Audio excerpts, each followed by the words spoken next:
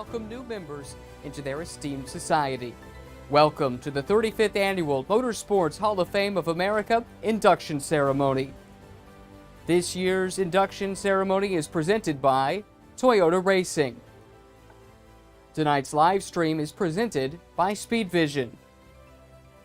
This program is produced by VidMonster.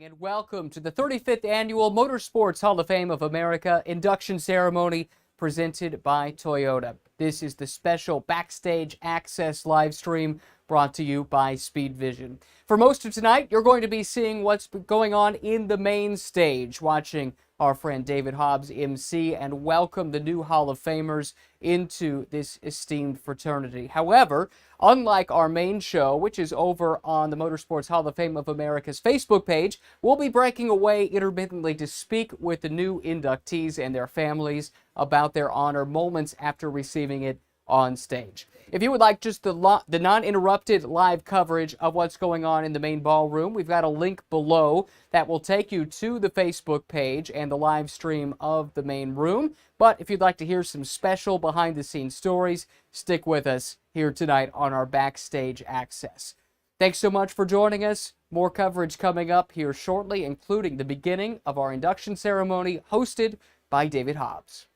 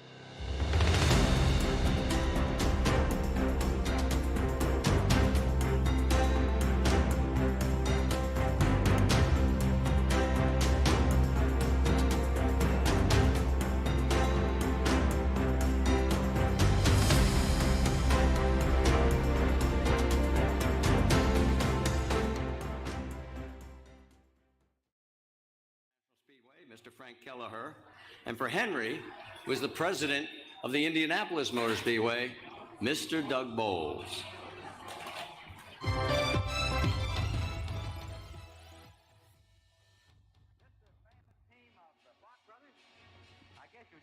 Welcome back to our special backstage coverage of the 35th Annual Motorsports Hall of Fame of America induction ceremony. The ceremony just now getting underway, introduced by Marty Reed, and very soon the MC of tonight's event, David Hobbs, will be up on stage to introduce the first of the 2023 inductees. And as soon as he is done talking to them and they share their stories on stage, they'll be coming directly back here to us on this special Backstage Access stream, where we'll have a chance to speak to them moments after being inducted into the Hall of Fame. If you'd like uninterrupted coverage of what's happening on the big stage, follow the link in the comments down below our video. That will take you to the Facebook channel, which is playing the main broadcast. However, if you'd like these special behind-the-scenes stories, stay with us. We'll have them throughout the night here at the Shores Resort and Spa in Daytona Beach.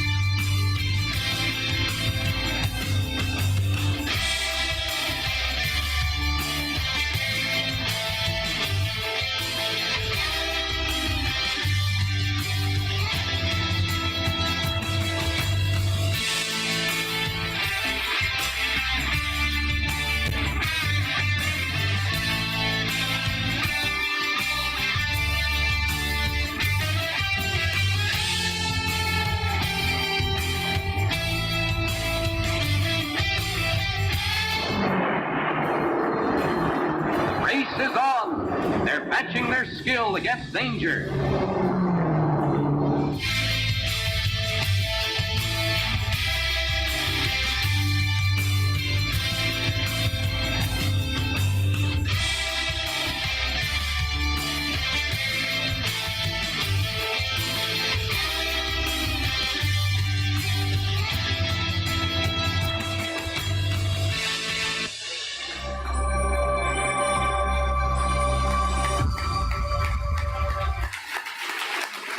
Ladies and gentlemen, at this moment, we'd like to ask the representatives of our historic inductees to stand and be recognized, the members of the Henry Banks family, and also the family members of Monty Flock. Please stand to be recognized.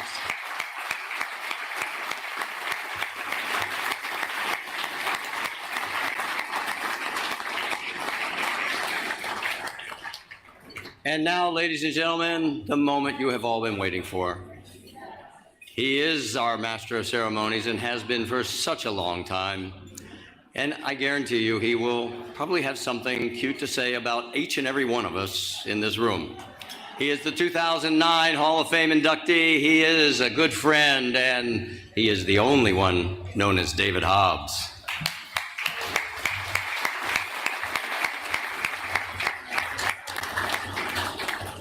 Well, thank you, Marty, and thank you all for that very, very gracious welcome.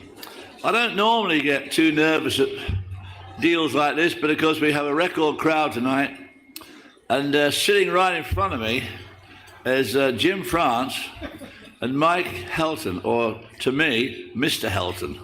And although Mr. Helton is not looking at me, I know that he really is.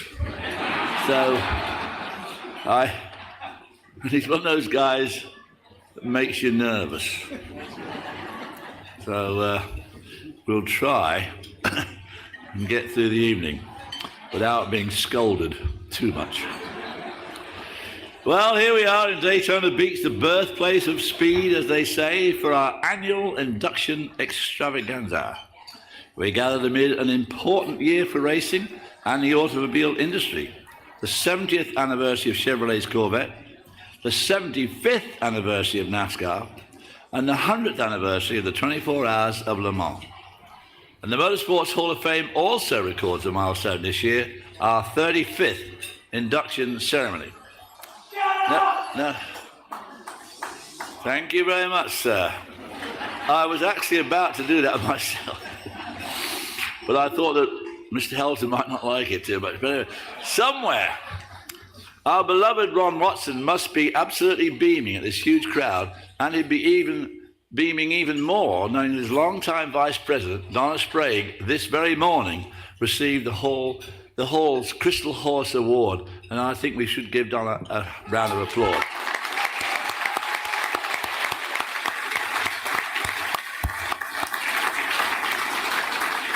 She's been a tower of strength for the Hall over these years. It's fitting then that this year we have one of the largest contingents of returning inductees. 17 of our classes are represented, from Don Garlitz in the very first class of 1989 to Peter Brock from last year's group. Now, like last year, we're in the midst of a fantastic couple of months of racing right here in Florida. The Rolex 24 at Daytona and the Daytona 500 took place in front of capacity crowds. Daytona Bike Week is happening all around us. The IndyCar has just wrapped up a successful season opening in St. Petersburg, and starting today, the NHRA Gator Nationals return to Gainesville. Now, no one knows better than the people in this room that these things don't just happen. Corporate and individual involvement and investment has always been a critical ingredient to success of teams, tracks, and sanctioning bodies. And of course, the same thing applies to the Motorsports Hall of Fame of America. And it is with this in mind that we welcome Dan Panoz and one of our most distinguished board members, former IMSA President Scott Allerton, with an announcement that I guarantee will make you, this 35th induction ceremony, one of our most important ever. So, gentlemen.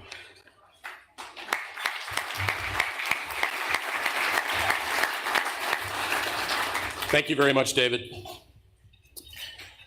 4 Indy 500 wins, 2 Indy Racing League championships, a 24-hour of Le Mans GT win, a 12-hour of Sebring GT win, a Trans Am championship, and multiple SRO championships.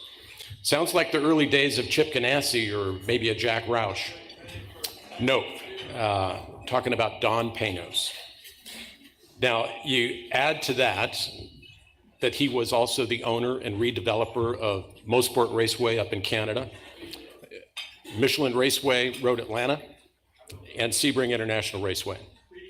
Add to that the incredible front-engine LMP1 Panoz race cars, and of course, most recently, the revolutionary Delta Wing.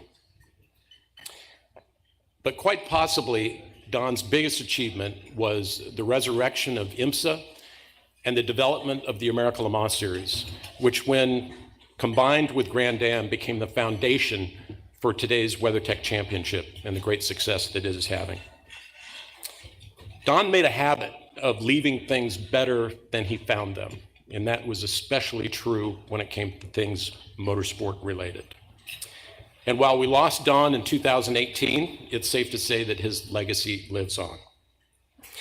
Now, the COVID pandemic was very difficult on all of us, but especially so for the Motorsports Hall of Fame of America.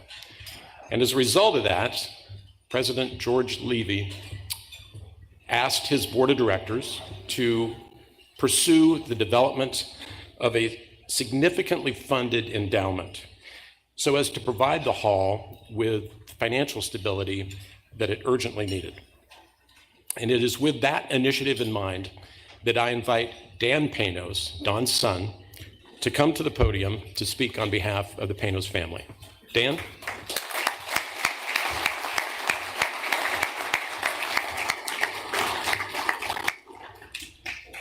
I got to get my aids out here. Here we go. Ready?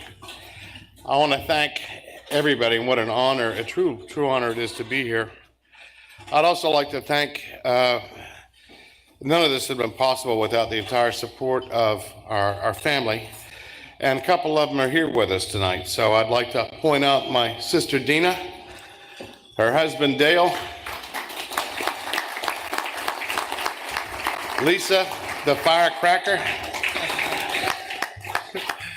my lovely wife Melanie, 40 years next year we'll be married. Chairman of the family holding company, Sherry Wisney Dodson and her husband David.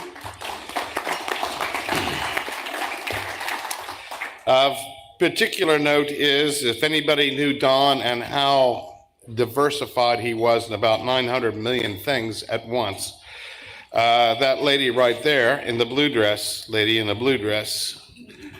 she was a gatekeeper on many of those things. So she's chairman now, so we love you.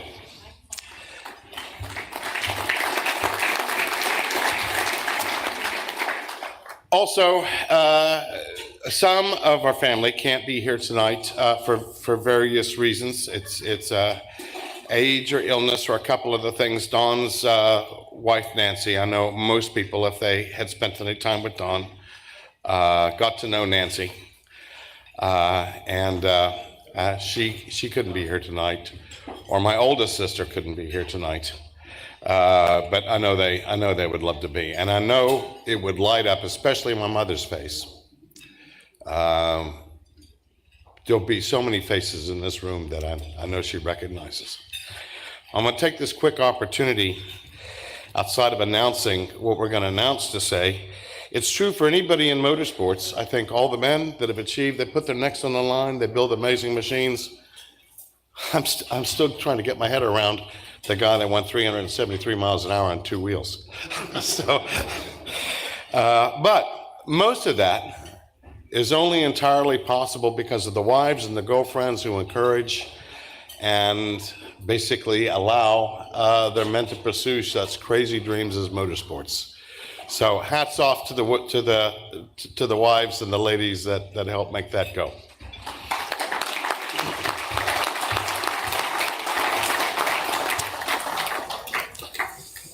We are more than pleased to announce a Don Panoz endowment for the Motorsports Hall of Fame of America. It's a significant amount of money, and we're absolutely thrilled and delighted to help further any of the cases and the causes that they want to, and keep this thing going. I know that if anybody knew Don, to walk in a museum that covers everything from planes, trains, and automobiles, and all the other variants of any kind of motorsports whatsoever, and especially the people, would just he'd be 100% for that. He was a huge fan of motorsports. He was involved in specific areas, but he loved and admired everything. He came to motorsports relatively late in life, as everybody knows. He started very quickly as a businessman with no experience, and within 3 years founded the race series in the American Le Mans. Actually talked the French into it as well, which is with the ACO. That's a hat trick in itself. And for almost the next 20 years, had run that and run it successfully. He united sports car racing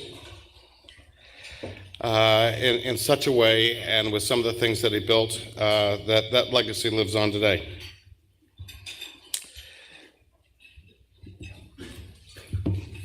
Got to turn a page.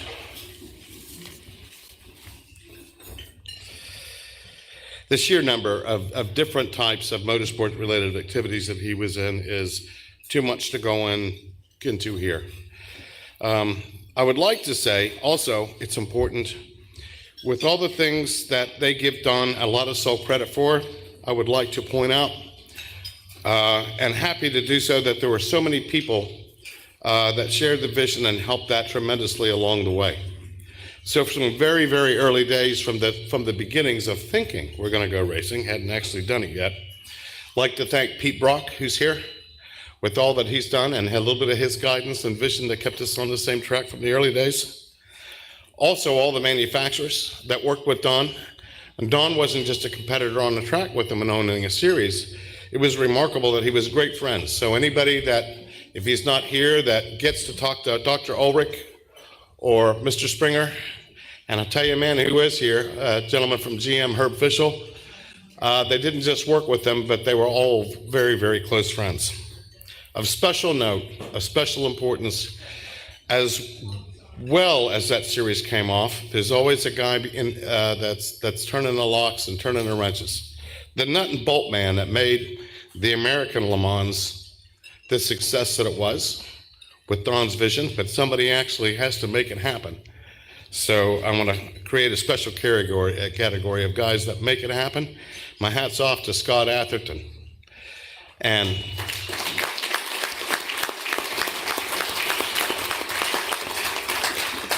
And for anybody in a shorter period of time that can keep up with the real estate development, the series development, the hey, let's get involved in another series, let's jump into other racing, and a guy that had to pull it all together, that task and accomplishment seamlessly, and a lot of people thought, you know, if you look at it from the outside, well, that just happened. It didn't just happen.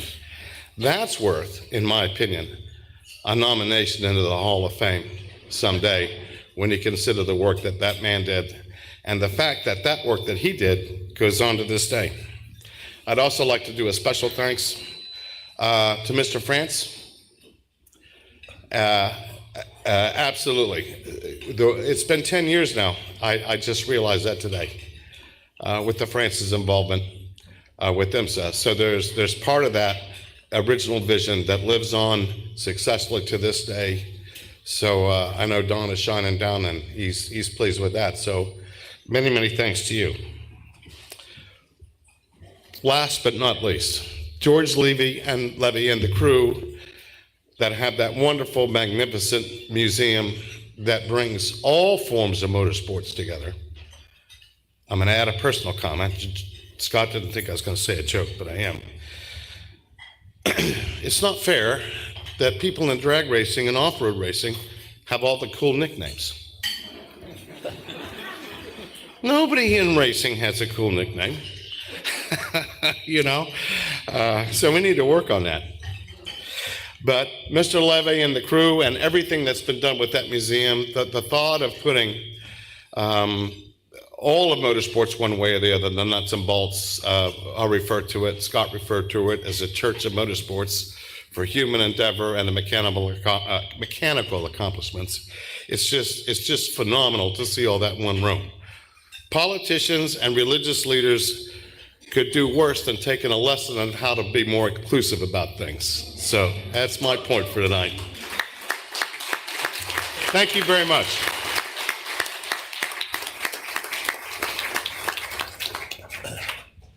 Wow. Thank you, Scott and Dan. I mean, I can't hardly tell the difference between Dan and his father, Don. But I mean, if they got a foundation from them, I'm sure that the Hall of Fame will be the next 35 years already off to a flying start. And as you know, tonight is the culmination of 2 days of festivities surrounding our Hall of Fame induction. Now, we've already discussed the historic category inductions from earlier today, and last night at the Heroes of Horsepower reception, we presented Johnny Morris with the Bob Russo Heritage Award. The Bass Pro Shop's founder, owner, and CEO has been a huge supporter of motorsports. And for the rest of this great evening, we have a list of first race show with a line of inductees that truly illustrates what makes this Hall of Fame so special. So, let's get on with it. The Motorsports Hall of Fame of America is extremely proud to introduce this next gentleman as the year's honorary chairman. He should be very familiar to anyone who follows sports racing or has any previous induction ceremonies. He has been a member of the Hall of Fame's Board of Trustees forever. He's the former director of motorsports for Mazda and the current president of IMSA. So join me in welcoming John Doonan.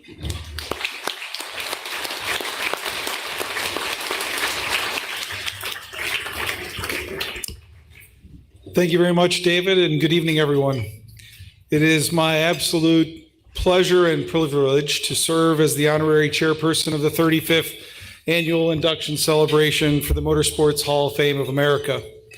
A sincere congratulations to all of our heroes of horsepower, those returning, their families, and the legacies that are being recognized here this evening.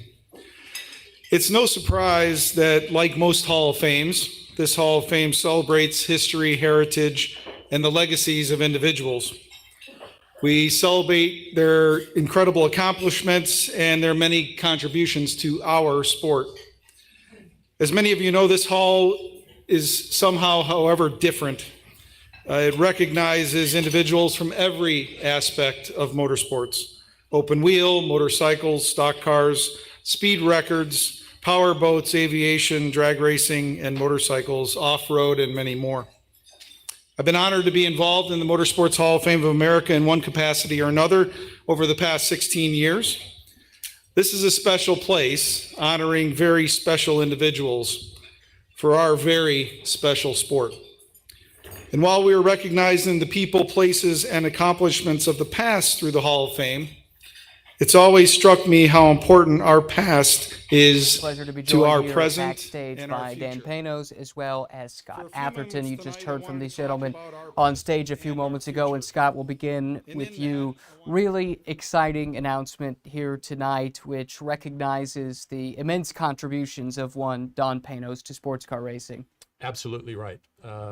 The ability to continue Don's legacy and ideally to educate generations to come about this unique individual who was a late arrival in motorsports, but had an incredible impact for the time that he was involved. And to have him be a long-term fixture of the Motorsports Hall of Fame, I can't speak for the family. Dan can do that much better than I, but I'm proud to have been a small part of making this opportunity occur.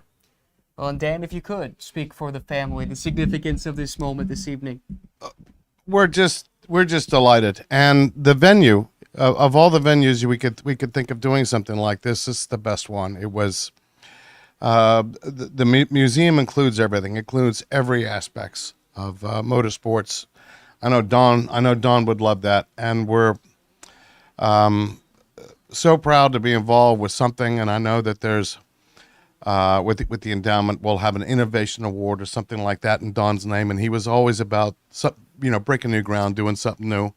So in the thing that I think in his later part of his life that he loved the most, enjoyed the most, and was successful at on a grand scale, to have a permanent place or semi-permanent place of remembrance for that is just as for us, it's as good as it gets. Last night at the Heroes of Horsepower dinner over at the museum not too far from here at the Daytona International Speedway, I saw two of his cars there. There was That's the right. Delta Wing and then the front-engined LMP1 car. It would take someone of great vision to conceive projects like those, but the vision on the one hand is one thing, but the implementation, I think the combination of those two is what set Don apart. Well, Don was also, and I failed to mention that in the speech, he loved America. He loved the American dream. First and second generation immigrants, a lot of them feel that way, and he was no exception, for sure.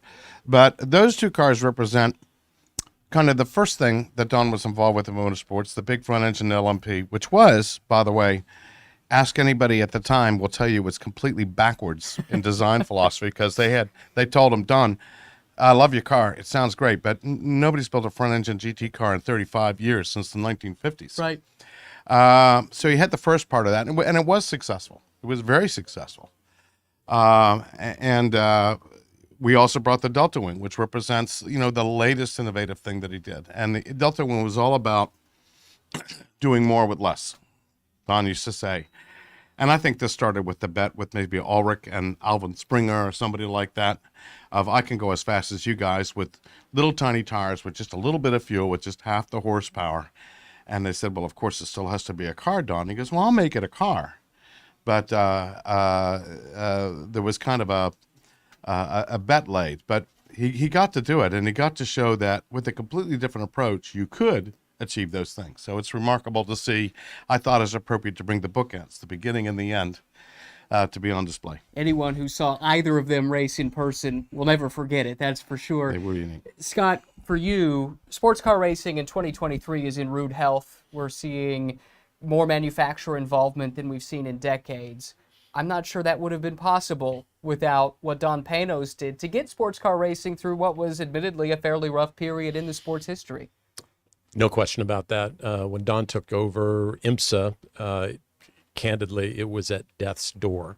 And there was a lot of investment. There was a lot of vision. There was a lot of blood, sweat, and tears that went into it. The creation of the America Le Mans Series, which then begat the Grand Am Championship, two competing platforms going at it for the next 13 years. And then thankfully to come together. And that was the catalyst that really put the category on the trajectory that it's on today, which is, I don't think it's ever been healthier. And as you pointed out, 19 manufacturers involved in IMSA racing and so many new manufacturers coming into the top category, competing for the overall win. Future's bright. Best is yet to come.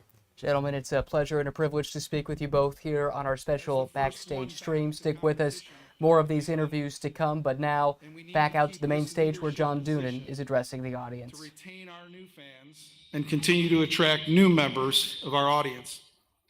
Third, we must continue to develop programs that attract a more diverse audience and participant that ultimately allows more and more individuals to see motorsports as a career path, regardless of gender, race, sexual preference, and ability, and have motorsports seen as a safe place to grow a prosperous and fulfilling career.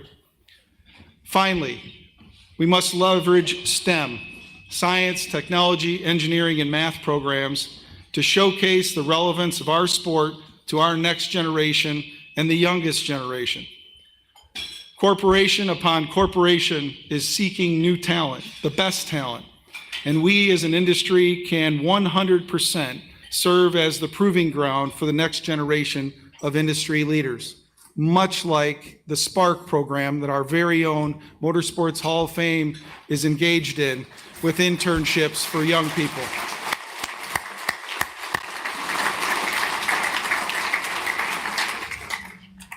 From the first time I visited a racetrack at 6 weeks old, up in Road America and Elkhart Lake, I started a lifelong journey of being that little boy on the other side of the fence, dreaming of being part of the action.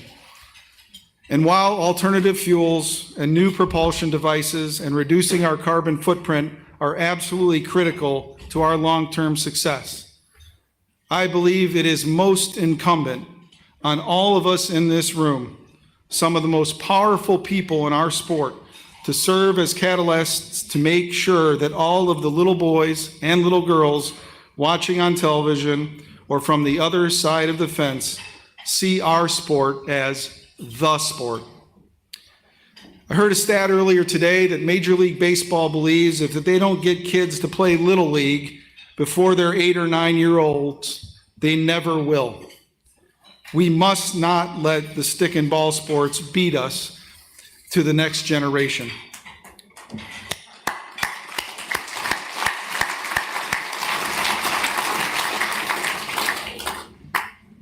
Speaking to a room full of my friends and industry colleagues who I know love to win, let's have our sport win. Thank you very much.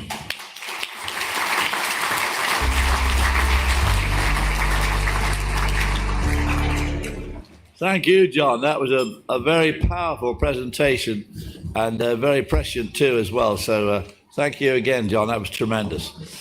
We're pleased tonight to be joined by a number of representatives from America's leading motorsports organizations. So join me in welcoming Daytona International Speedway President Frank Callagher,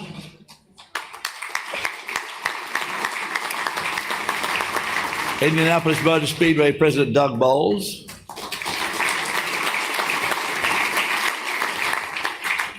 you've just met IMSA President John Doonan, new AMA Pro Racing CEO Gene Crouch, Sports Car Club of America President Michael Cobb, NHRA President Glenn Cromwell, NASCAR Vice Chairman, who has been mentioned before, Mike Helton, And of course, NASCAR Chairman and CEO Jim France, right down here. So please now direct your attention to the video screens as we feature each of the 2023 Hall of Fame inductees.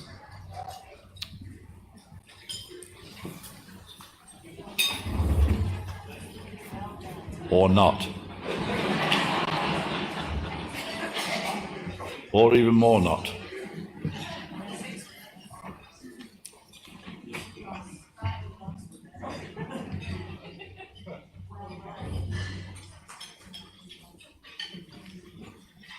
Or maybe.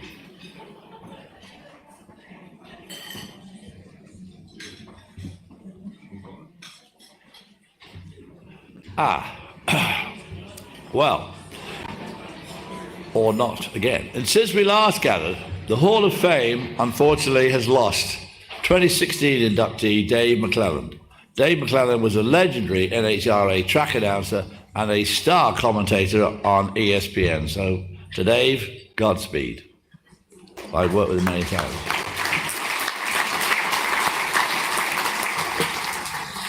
Our first induction this evening is in the aviation category. And tonight's honoree will join the likes of people like Jimmy Doolittle, Amelia Earnhardt, Howard Hughes, among many others. Art Chester was an airplane racing pioneer in every sense of the world. He set a world speed record at 237 miles an hour in 1939, the same year that yours truly was born. To present Art Chester for induction into the Motorsports Hall of Fame of America is Tim Weinschenker, President of the Society of Air Racing Historians.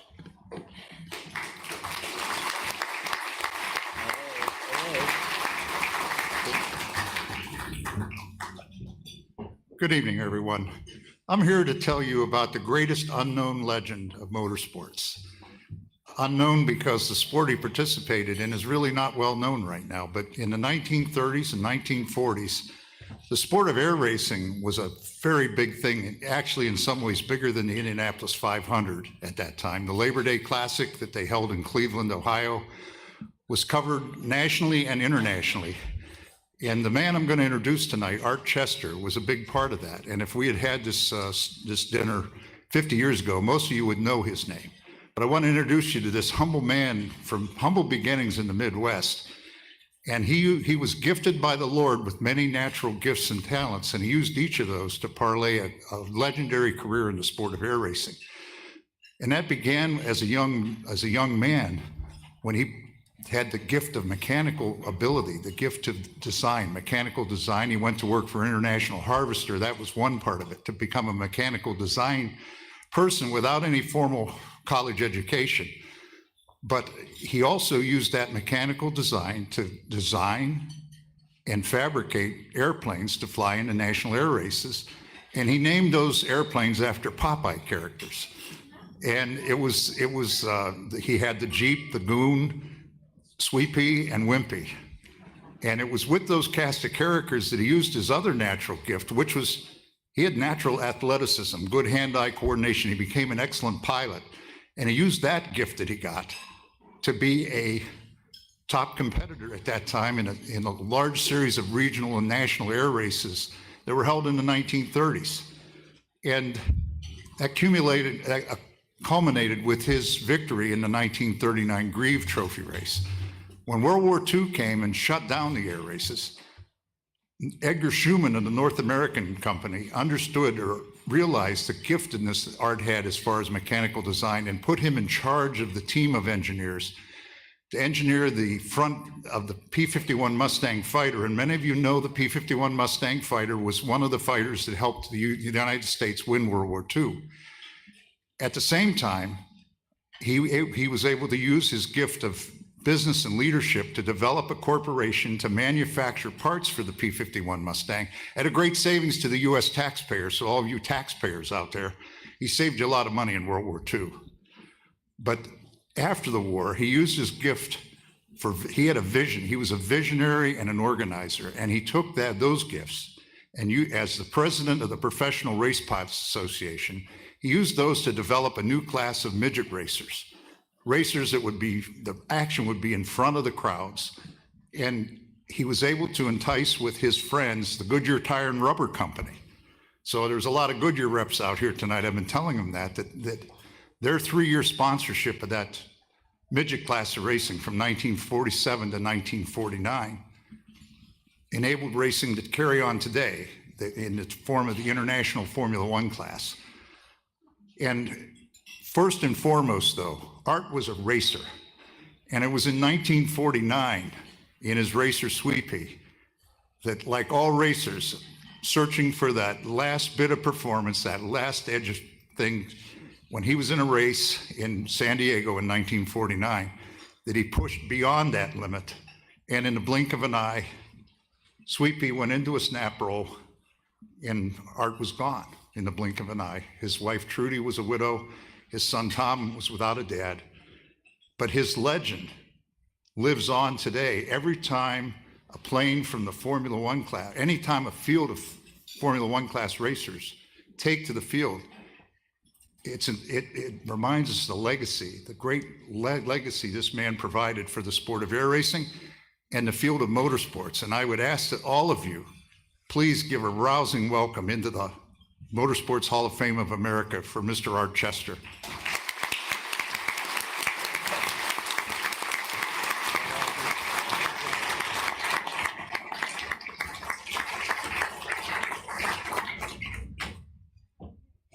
Well, to introduce Art Chester into the Motorsports Hall of Fame, we have his... okay, well, whoever we have got to... There.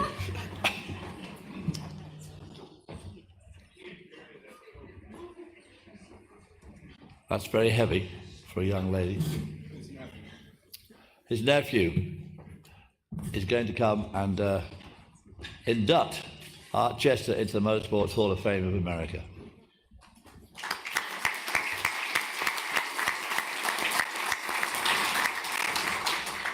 Thank you. I am Craig Chester, the nephew of Art Chester. I know that I was advised to skip the thank yous, but I have one. About a year ago, I got a call from a young man, Sean O'Dwyer of the Motorsports Hall of Fame staff, and he said to me, "Are you by any chance a relation of Art Chester?" And I said, "Yes, I am." I said, "There are only 4 living relatives of Art, and I'm the only male, therefore I'm the only Chester left." And Sean explained why he was calling, that my uncle was being inducted into this Motorsports Hall of Fame. And, you know, I don't know how Sean found me, but I sure am happy that he did find me, because it's been a very rewarding experience. And as a retired intelligence officer at the National Security Agency, I know how difficult it was for him to find me.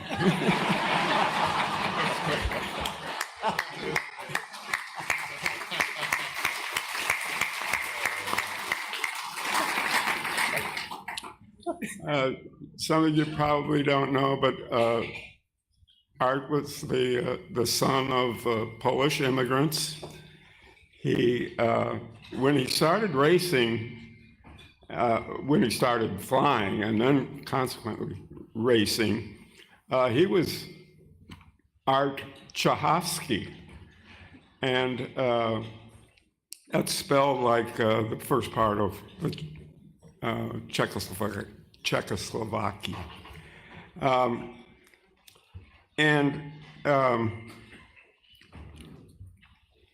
After his parents died, he wanted to change the name because he had a lot of problems in the newspapers and the introductions. They always got the name misspelled or mispronounced, and he was tired of that.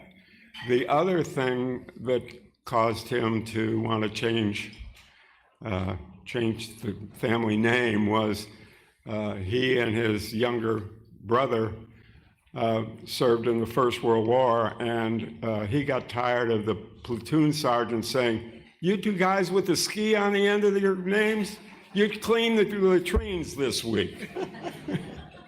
So that's why he changed the name to Chester.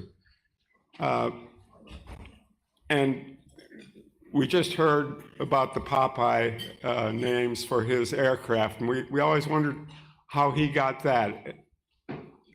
And it turns out that the cartoonist who wrote that comic strip was born in Chester, Illinois.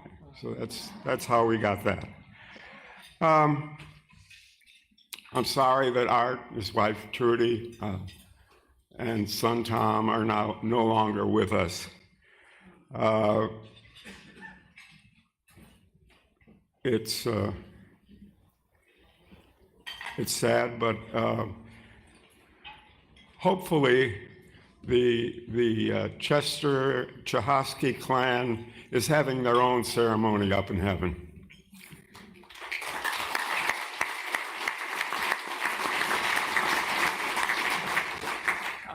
I'll close with something that'll probably tell you what target I worked when I was at the National Security Agency. But Slava Bogu, that's Russian for thank God.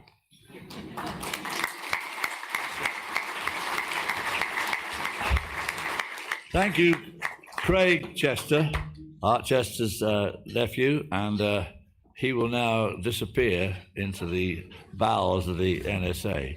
But as we missed, we are going to now see a video of some of Art Chester back in the heyday.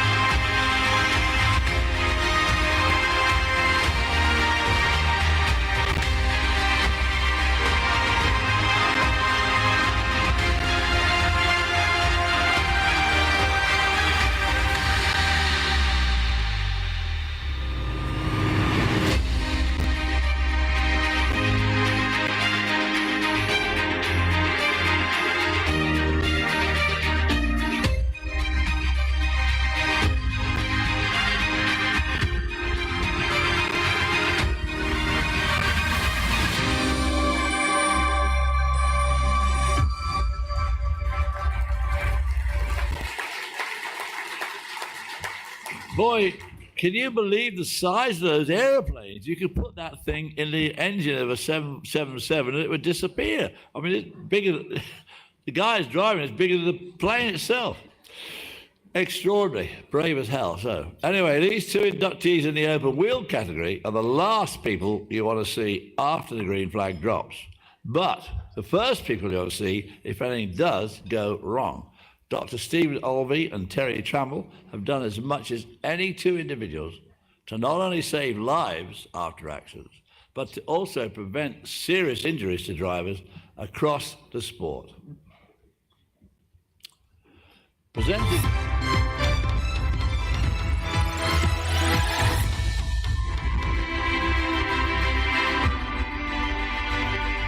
Your eyes tell you this guy's got both legs amputated above the knee.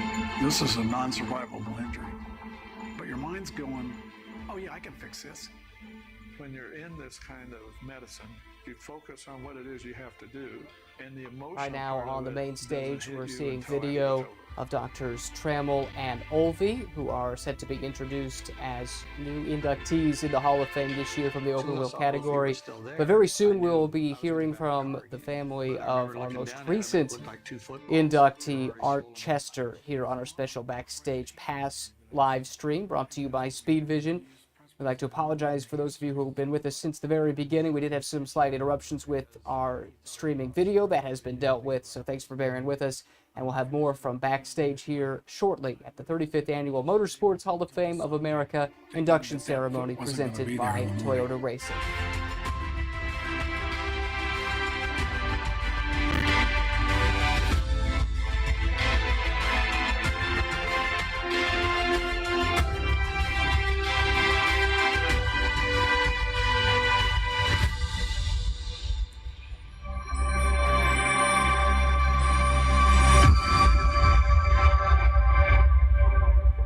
Wow.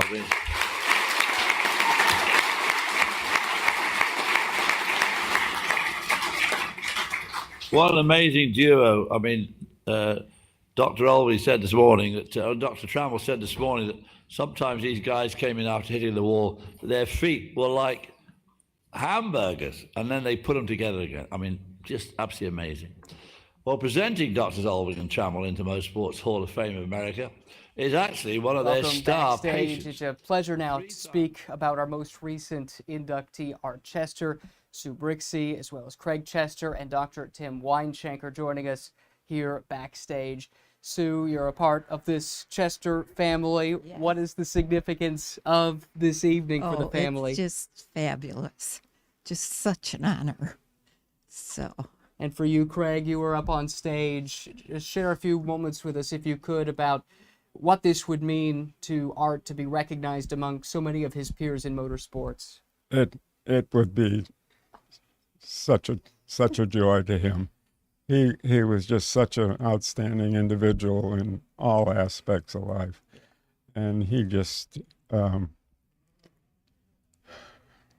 it's hard to express how someone else would feel, but he was my uncle, my favorite uncle, and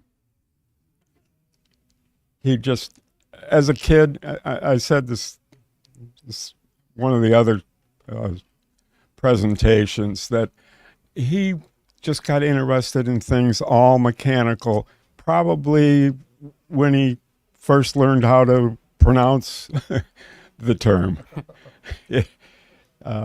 He was just so mechanical. He dropped out of high school as a sophomore and went to work as an engineer at International Harvester. That's how talented he was, and he put those talents to work to build airplanes and fly airplanes.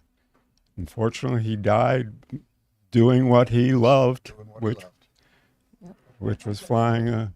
He was also an artist. Absolutely. Yeah.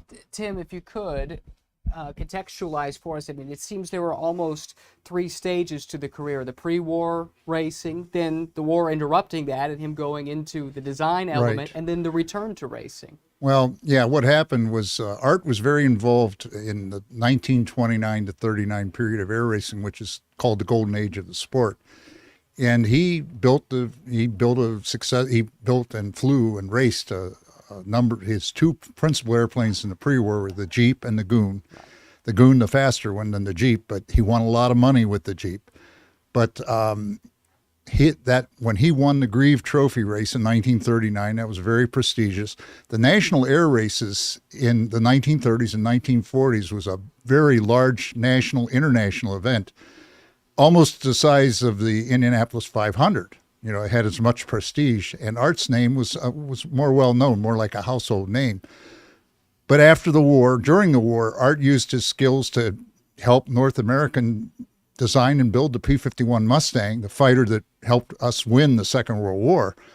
And he also set up a company to manufacture parts for it. He used his leadership and organizational skills. But after the war, he became the president of the Professional Race Pilots Association, And he had a vision for a class of racers that he called the midget class. And the idea was to have the class be able to fly on a really smaller race course where the action could all be seen by the crowd, because the faster airplanes had a longer course, they would disappear. And this class was really popular, and he persuaded the Goodyear Tire and Rubber Company to help sponsor that and get it kicked off the ground. And he built 2 airplanes himself, 3 actually, Wimpy, Sweepy 1 and Sweepy 2. And he flew Sweepy 1. He did not fly, I correct myself, he did not fly it in 1947. In 1948, he flew Sweepy 2 to 3rd place in the Goodyear class final race. And then unfortunately in 1949 at a race in San Diego, it was a regional race, he, like all pilots, he was in that race, he was a racer. He was pushing the limit and trying to go as close as he could without going beyond, but unfortunately, he went beyond just enough, and in a blink of an eye, he was gone. And Trudy was a widow, and Tommy had lost his dad. But his legacy lives on because the class that he developed, that midget racing class, is now known as International Formula One. And every time those racers take to the field, Art's legacy lives on. And what greater tribute can a man have than to have a legacy that is still in effect 60 or 70 years from now? Yeah, you anticipated my follow-up. Certainly, his fingerprints are all over air racing. It's all over air day. racing. Yeah. And like I said, if we were having this 50 years ago, he would be known by most of the people that were in the audience. Unfortunately, time is, it's been a long time. And it's really, I want to thank the Motorsports Hall of Fame of America for putting this man into this Hall of Fame. He deserves it as part of the board that helps nominate and elect and everything. We've put a lot of effort to get Art in here, and it's really, for me, the culmination of a lot of hard work by people to get his awareness of his contributions to motorsports up. And it's a great honor, and we were so blessed that Craig and Susan could be here. Really a blessing, complete blessing, really, seriously. I echo those sentiments. Certainly a deserving inductee. Congratulations to the family, and Tim, for all the hard work to get Art recognized. Thank you guys so much for joining us backstage. Thank you so much. Thank you. We'll continue with more backstage coverage of the 35th Annual Motorsports Hall of Fame of America induction ceremony. Right now, we'll head back to the main stage where Dario Franchitti is at the podium. What have you done to yourself now? One day we had the conversation, and I said, Terry, you sound distracted. To which he replied, well, I am. I'm operating. I said, sorry? He said, I'm in the middle of an operation. I said, well, surely you don't do that all the time. He said, well, sometimes. Well, you didn't do it when you were doing my back, did you? Well, yeah, it was an 8-hour operation. Of course I did. He said, it's that keyhole surgery. It's just like playing a PlayStation.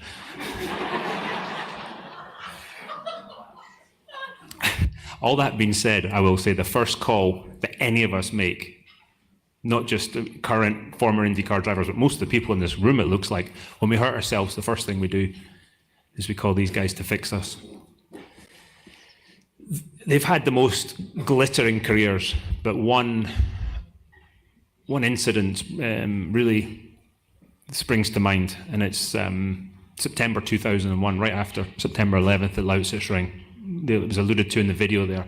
Alex Zanardi had the most horrendous crash, and I'm going to spare you the details, but if it wasn't for those 2 guys there and their quick thinking and their ability to adapt and that just never give up attitude, Alex would not be here today, wouldn't have won any of those gold medals that he did, wouldn't have had the life he had after the accident. And I know that if there's any way he could have been here tonight to honor you guys, he absolutely would have. I'm proud to call you both friends, and I'm really thankful that you're my doctors. Ladies and gentlemen, Dr. Terry Trammell, Dr. Steve Olvey.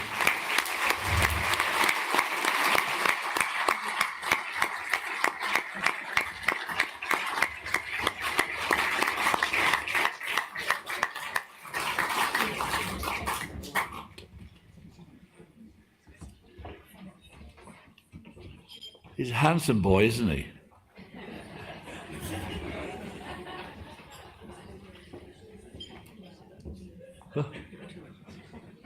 Yeah.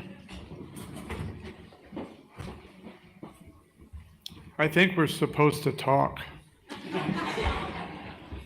Now, I'm going to tell a kind of a quick story. I hope you all enjoy it. When I was halfway through with medical school, I was getting kind of down with the drudgery and having to be indoors a lot and so forth. And this was the middle of summer. And I had been going with Pancho Carter and Steve Stapp on the sprint car circuit. And I loved motorsports, have since I was 6 years old. And so I asked Pancho one day, I think I'm getting tired of becoming a doctor, and I think I'd like to learn how to race cars. And he said, well, come next week and meet Steve Stapp and I, and you can drive my car, and I'll help you. And so I did do that, and I loved it. I drove about 12, 15 laps, didn't break anything, and I came back and told Pancho how much I enjoyed it, and basically I was sold. So I left to go home, and on my way I stopped at my parents' house, and my father was there, and I went up to him and I said, Dad, I think I've had it with medicine, and I think I want to race cars. My father was an internal medicine physician and was paying the tuition for medical school. And he said, we need to talk. And we went to my mother in his bedroom, and we had a 3.5-hour talk. I didn't say much of anything. My dad talked most of the 3.5 hours, and at the time it ended, I couldn't believe what I told him, and it was, Dad, I'm going to give up the motorsports idea. I think you make a lot of sense. And so, see what this did? I wouldn't have been, I would have been dead. I would have been something. So I think my dad was right.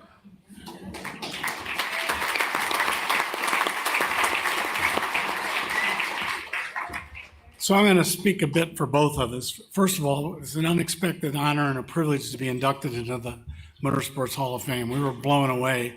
I've never won a race, no kind of race. And we want to thank George Levy and the staff here and understand that the traditions and the character and the contributions of the prior inductees make this a very, very special honor.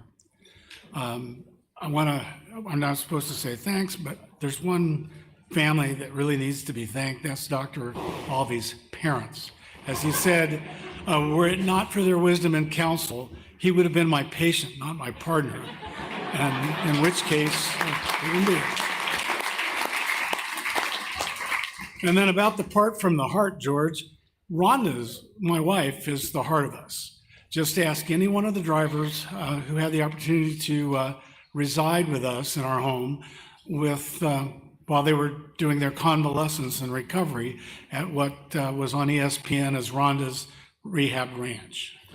Part of the driver's recovery was racing one of her go-karts around our circular driveway. Their benchmark was to beat her best time without going off the track and littering up the driveway with gravel. Parenthetically, Rhonda won the Enduro 135cc World Karting Championship here at Daytona, making the driver's test somewhat formidable. I truly want to thank my family. The boys aren't here, my sons, but my daughters, Elizabeth and Rachel, and Elizabeth's husband, Mark, who have really had to put up with a lot because Dad was never around. So I'm really truly blessed that they're able to be here and they want to be here. I also want to thank the drivers and their mothers and fathers and wives and owners for trusting me to take care of them and their injuries, and enduring my zeal to get them back in the car, their car, as soon as possible. And there were a lot of people along the way that I want to acknowledge who made what we have accomplished happen. And it starts with Wally Dallenbach, who is one of the inductees of this organization. Wally bought into Steve's dream about having a traveling medical safety team and hooked us up with a guy named Carl Horton that built ambulances and provided us with grander, more improved, better mobile medical centers until we were hauling a 48-foot semi down the highway, or 58-foot on the, too big. Lon Bromley, the CART safety director for most of my tenure, and Dave Hollander was the driver of the truck that I rode in, and the two of them working together kept me from getting killed on the racetrack. And then there were the motorsports pioneers that we drew from, we learned from. Professor Sid Watkins from the FIA, who was the FIA medical principal for decades. Professor Hugh Scully in Canada, who's the medical icon, motorsports icon in Canada. Dr. Henry Bach, who was the CMO at the Indianapolis Motor Speedway. All of the CEOs that we've worked for under CART, Champ Car, and me under IndyCar, who gave us the latitude to do what was foreign and unorthodox at the time that we were doing it, but gave us the resources to do it. My practice partners for letting me color outside the lines and not firing me. My mentor, John Melvin, who from General Motors Engineering, who came to my aid and set us on the path that made motorsports medicine and engineering what it has become today. Tony George for giving me the opportunity to blend my medical skills and my engineering background into a new way of looking at how to make motorsports safer. And I want to thank all of you for being here and inviting us into this very special family. Without you, none of this would be possible. So I'm going to leave you with this thought. What I've learned over the past few days is that the older I get, the better I used to be. Thank you.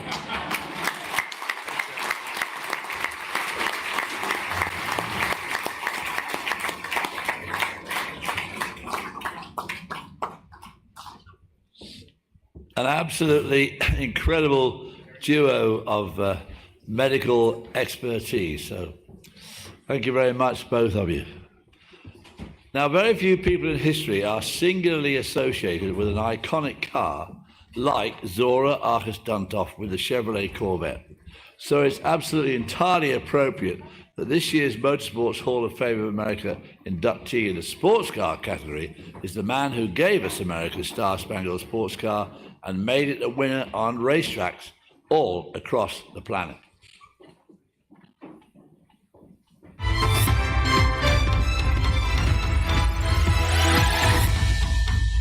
From the very moment of its conception at Chevrolet's Engineering Center in Detroit to its shakedown test, the Super Sport proved an adventure in design and development. This experimental Corvette was developed by Chevrolet engineers, headed by Zora Arkus-Duntov. To the outsiders, the Super Sport is a racing car. To Chevrolet and designer Duntov, this is a research laboratory on wheels. And Chevrolet's experiment is pronounced fit to run against the finest. A Lotus, a Ferrari, another Jag, all built especially for racing. An American automobile about to deliver the proof that it's America's sole authentic sports car and the top performing production sports car of the world. On the starting line, things are different. Designer Zora Arkus-Duntov has a final word with John Fitch about the Super Sport. A last-minute check of well-rehearsed procedures and decisions. First under the footbridge, marking the start-finish line, are the two production Corvette stablemates. The SS is off with the first flight. The checkered flag comes down. The 38 survivors of the 65 starters have made it home. And among them are the two production Corvettes.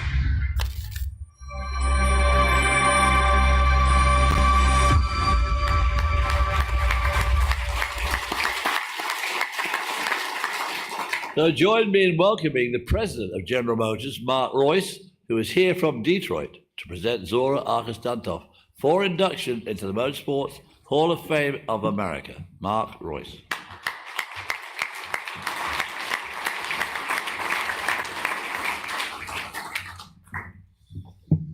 Well, thank you, Mr. Hobbs, and hello, everyone. It's truly an honor to be here tonight. I have to tell you, I look out and see heroes, past, present, everything. I'm just very humbled to be here tonight to do this, and it's an absolute thrill for me to help induct Zora Arkus-Duntov into the Motorsports Hall of Fame of America. In the minds of millions of Corvette fanatics the world over, Zora has been a Hall of Famer for more than half a century. He didn't create the Corvette, but he is primarily responsible for what it became and for what it has become today, with his vision for a mid-engine Corvette made into reality by none other than Mr. Tadge Jechter and his team, who is here tonight, the new C8. Thank you. In January 1953, when Zora walked into the GM Motorama at New York's Waldorf Astoria and saw the very first Corvette on display there, it was love at first sight. By May of that same year, he was working at General Motors. He set out to turn the Corvette from a great-looking sports car into one of the fastest production cars in the world, which he did in just a few short years, thanks in part to the new Chevy small block V8, which he helped create. Yeah, thank you. Yeah. It's quite an accomplishment in itself. In fact, to prove the process of the small block, Chevy entered the 1955 Pikes Peak hill climb with a 1956 Chevrolet prototype. Zora himself piloted that car to a record-breaking victory. In fact, the France family found something in a barn that, or a dealership, I should say, that they showed us that showed the actual pictures of Mr. France and Zora and the whole beginning of NASCAR and Corvette and General Motors. It was very special. And that was because beyond being an incredible engineer, Zora was also an accomplished race driver. He ran Le Mans 4 times and drove the Corvette here at Daytona Speed Weeks, where he won and set a record in modified sports car just 6 months after that Pikes Peak triumph. It all just adds to his legend, a legend that became personal for me when I was about 10 years old. My dad, who also worked for General Motors, took me to a swap meet near the GM Tech Center in Warren, where they sell Chevrolet heads and parts and all kinds of great stuff. I begged him to stop, please, Dad, stop. I want to look at the parts. So he did. We go inside this huge warehouse-like building to look around, and there he was, the legend himself, Zora. I'd never seen him before, but you could tell right away he was someone very special, someone held in very high esteem. He was sitting there holding court, signing all kinds of things for people, and it was just so great, such a great moment. In fact, that contributed to the aura of the Corvette for me, and the reason that I went to work for General Motors. And so does this, being here to celebrate Zora the man as well as Zora the legend, and have him take his rightful place in the Motorsports Hall of Fame of America. Zora's nephew, Alexis, was unable to join us tonight, but he wanted to share some of his thoughts about Uncle Zora. Thank you.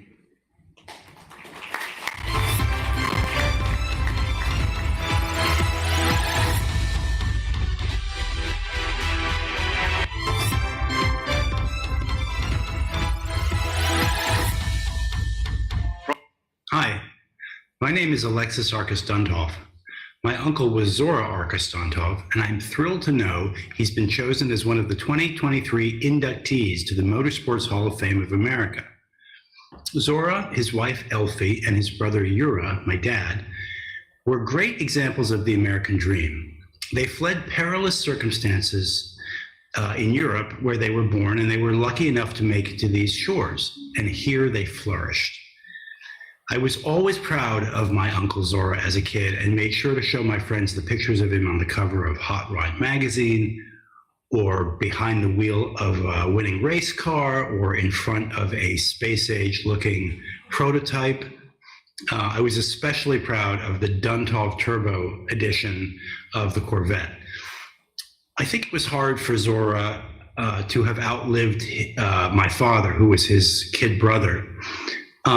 But he really was a family man. He called me every year on my birthday And he took me to Corvette conventions, which were amazing. And family meant a lot to him. I think he was devoted to me and to my dad and to his beloved Elfie. And I'm so glad that Zora's accomplishments are being honored this year. And I'm very grateful to the Motorsports Hall of Fame of America for this honor. And I know Zora would be very proud. Thank you.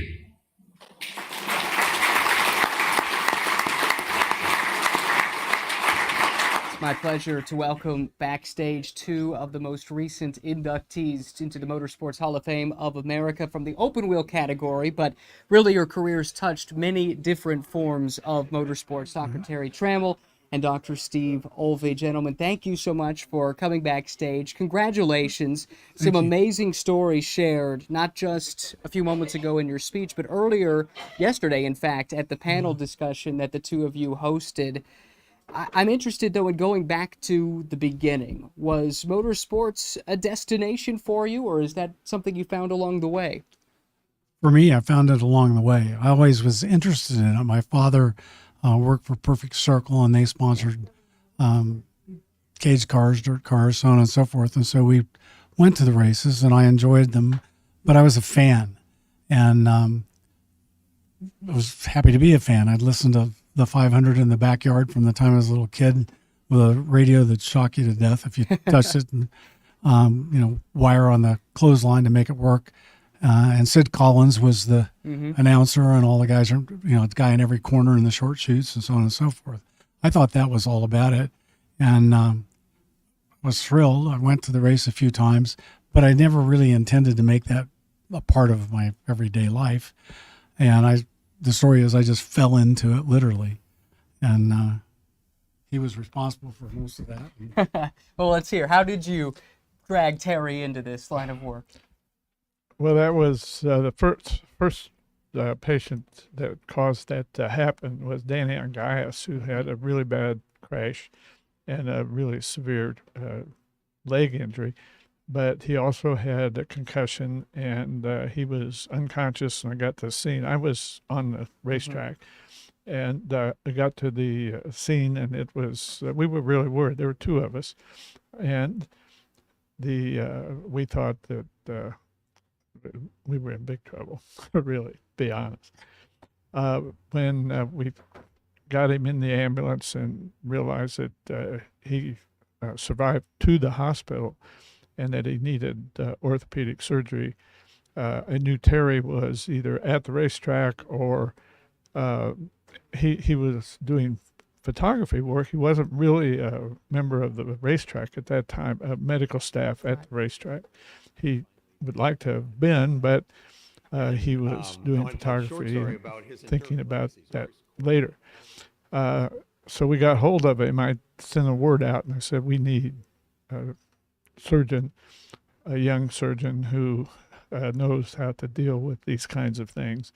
And Terry was summoned and was able to, he was close by actually at the time, just happened to be.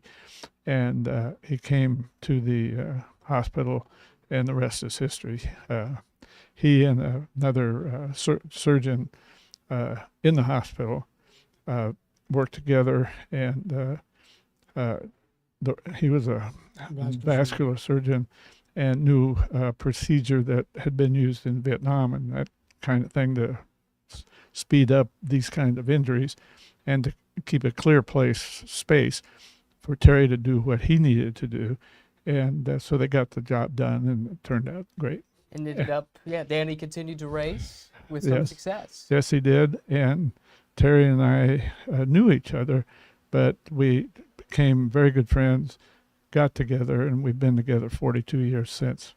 What's interesting to me is the transition from putting the race car drivers back together to being proactive and actually being involved in the technology, whether it's the cars or the racetracks, to keep the drivers safe. You were involved in that aspect of the sport as well. Oh, one of the drivers who was hurt very bad was, I'm blocking on his name, sorry. That had the really, really bad head injury doing the tire testing. Oh, Roberto. Guerrero. Roberto Guerrero. Roberto Guerrero was a really fast driver, a really good driver. And he was doing some tire testing. I was getting my hair cut on the other side of Indianapolis, and I got a phone call from the hospital, and they said that they had this driver in there with a really horrible head injury. And it turned out to be a really horrible head injury. It took a lot of neurosurgery input. We tried some things that were being done in the military to help really bad head injuries. Roberto did his part. He played a lot of different types of electronic games, essentially, as he was getting better. In the beginning, I kept him in a coma with an artificial coma longer than I had ever done before and longer than anybody had ever read about. I had him for 72 hours, put him in a deep sleep with chemicals, and I had trouble sleeping myself, and I thought maybe this isn't such a great idea. And when I started weaning him off of those medications, he woke up and he was able to recognize his wife, and the rest is history. It took him about 2 months to completely get better. We cleared him to race, and he went to Phoenix to race. And I knew that if he didn't do well, I was going to be the bad guy, because I allowed him to race, and a lot of the drivers thought, well, this is crazy. I mean, he shouldn't be doing this.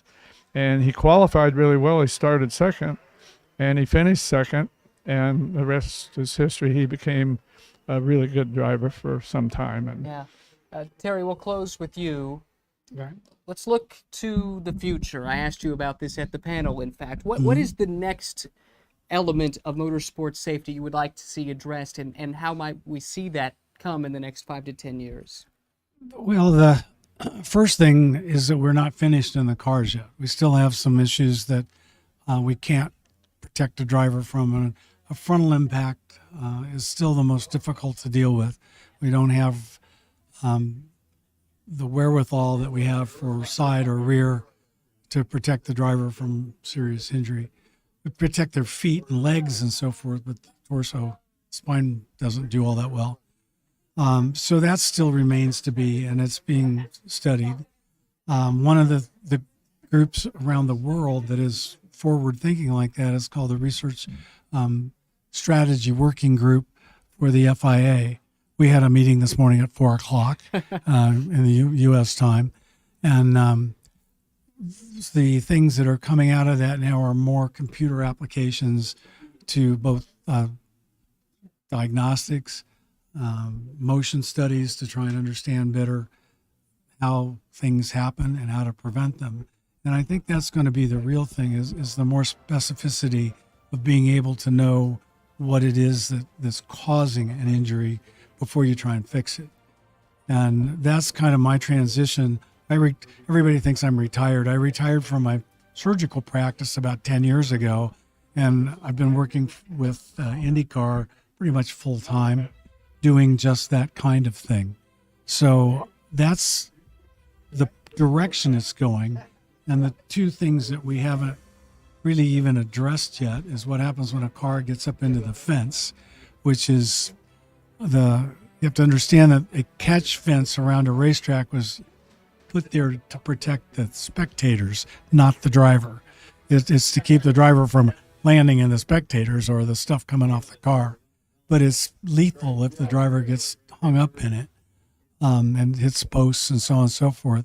So that's a whole area that has been not aggressively addressed. The rest of it's low-hanging fruit. We have lots of hand injuries. We had 4 over the weekend from a variety of crashes.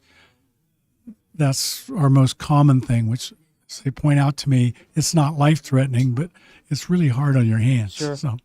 Well, gentlemen, I could speak with you about this for hours. This is just the tip of the iceberg, but thank you so much. The entire motorsports community owes you both a huge debt of gratitude. So thank you on behalf of racers and race fans everywhere. And he was so happy. Thank you. And we'll continue with more behind the scenes here from the Motorsports Hall of Fame of America in just a moment. I said, well, I went into the rocks and kind of got caught up with everyone. He goes, oh, I jumped in the creek and I went around. And what'd you do on Twin Peaks Hill? And he said, I went over to the left. I hit this little 2-inch round tree and I went around everyone. I said, I just went up the main trail and got stuck and kind of tipped over in front of everybody else. And so this went on and we kept having this discussion. And what I realized at that moment was, if you're an 8-time national enduro champion, you're going to see some things that normal people can't see. And he definitely could see some lines and see some different things. But after 20 years of getting to know DB and the Burleson family, there are some things that I can see too. And a couple of things that I can see is, I can see what an amazing husband, father, and grandfather that DB has been for his family.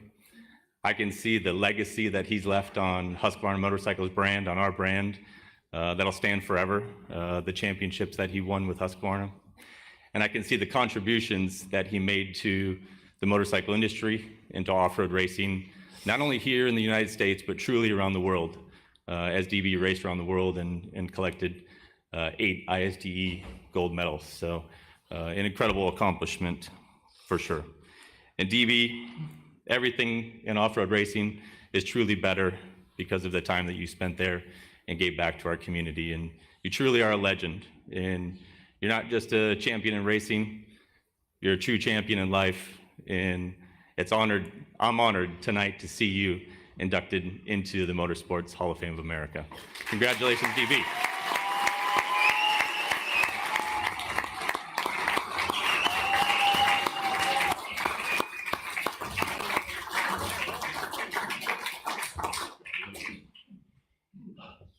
Mike's yours.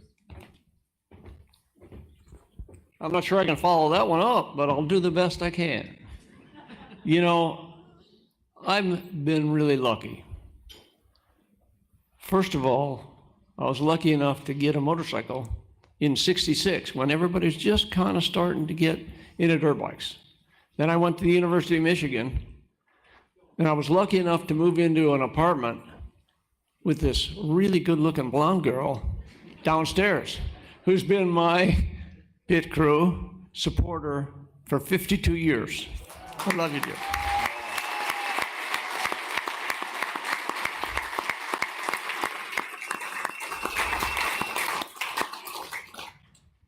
And not only that, I feel like when I got into racing, it was kind of the golden years. I see it as the golden years of our sport. When I say our sport, I mean dirt bikes. I rode all the time. I loved riding. And at that time, John Penton was introduced lightweight 2-stroke motorcycles, where before that they were driving, cars in the dirt, almost 2-wheel cars.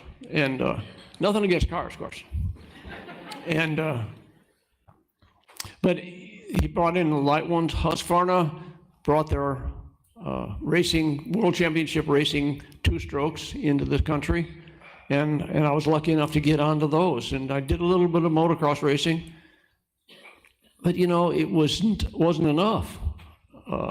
You're there all day and you get to ride for half an hour. Well, I want to ride for like 8 hours. Come on. And so I started riding off-road, where we rode 6-8 hours a day. And that is another way that I was really lucky, because I had, talents. I had the right size. Actually, nowadays you got to be tall. Back in those days you could be short. And but I had mathematical background, and we were timekeeping. You had to keep time, mileage, look at your watch. We were using railroad watches back in those days. But you'd had to figure that out whilst you're riding. So we were doing multitasking before the word was introduced, I think, into this country. And then if you did that right, you got into the race. And the race was who was the fastest guy in the woods. And I just, that suited me.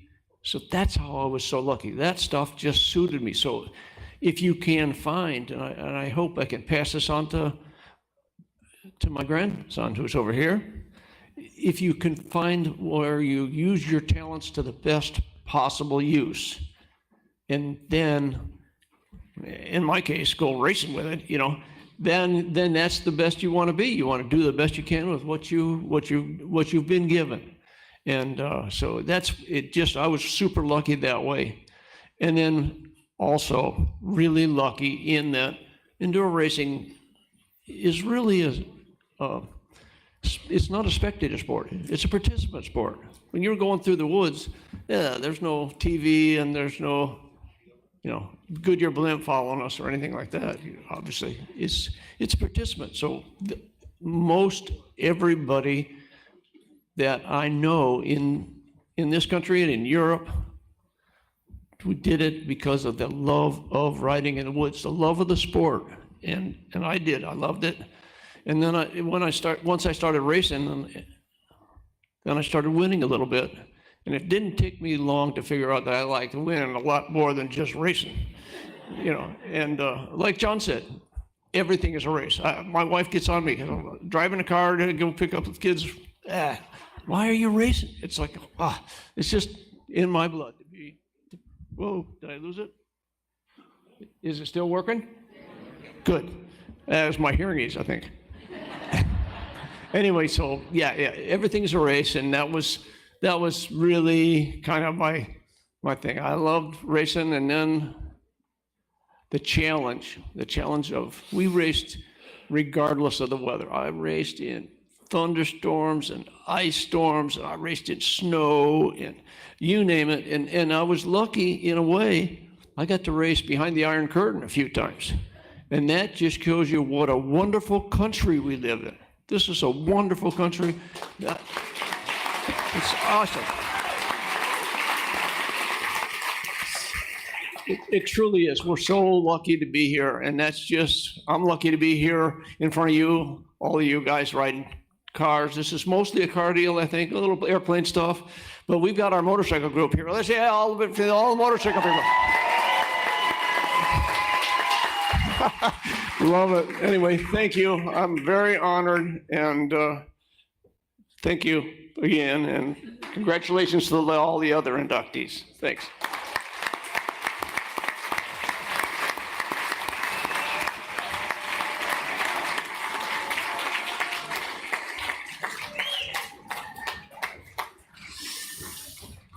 Quite an amazing career. Our inductee tonight in the speed records category is someone who set more records than anyone. He drove a machine called the Myrehn Meteor 3 that was built by his 17-year-old son. I personally would not have driven a car built by my 17-year-old son, but his 17-year-old son's name was Marv, and his cohort was Augie Duesenberg. In it, in 1939, Abe Jenkins broke all of the 12-hour endurance speed records, and in 1940 set a 24-hour mark that would stand for 50 years. I wonder sometimes if the motorbuying public appreciate these fellows like Jenkins. Ab Jenkins, a modern trailblazer who has dedicated his life to the development of safety in motor cars, enters the Great Salt Lake Basin. Look at that salt. White as snow and 99% pure. Out there, the scraper is finishing a huge 10-mile circle. The deadline for the start is almost here. Harold Ames has just flown in from the factory and is now seated with Ab Jenkins for a final test run and survey of the course. As it goes through this grinding test, far more rigorous than the requirements of any motorist, the efficiency of streamlining and mechanical parts will be determined.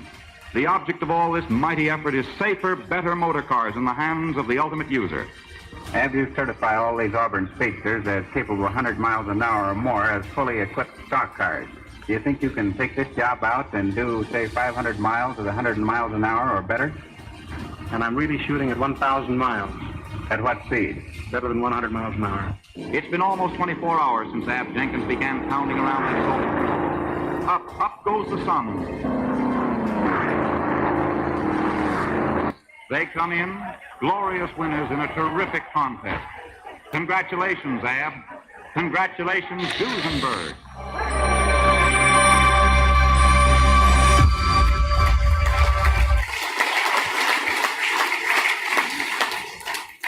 Presenting Ab Jenkins for induction into the Motorsports Hall of Fame of America is the legendary chronicler of all things fast, the founder of Land Speed Production, Land Speed, Louise Noeth.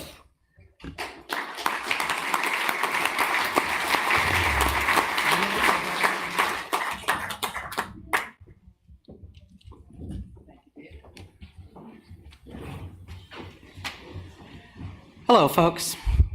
It was 25 years ago when I was researching my first history book, looking for details on Ab Jenkins.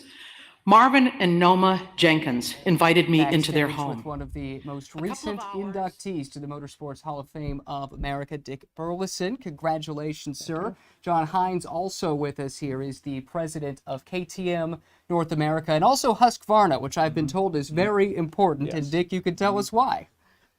Well, when I started racing after out of college, I raced Husqvarna. That was the brand that came into this country, and everybody wanted to ride a Husqvarna. And so that's why one reason why I wanted John to be involved is because I just have great fond memories of Husqvarna back in the day, and as a lot of people do.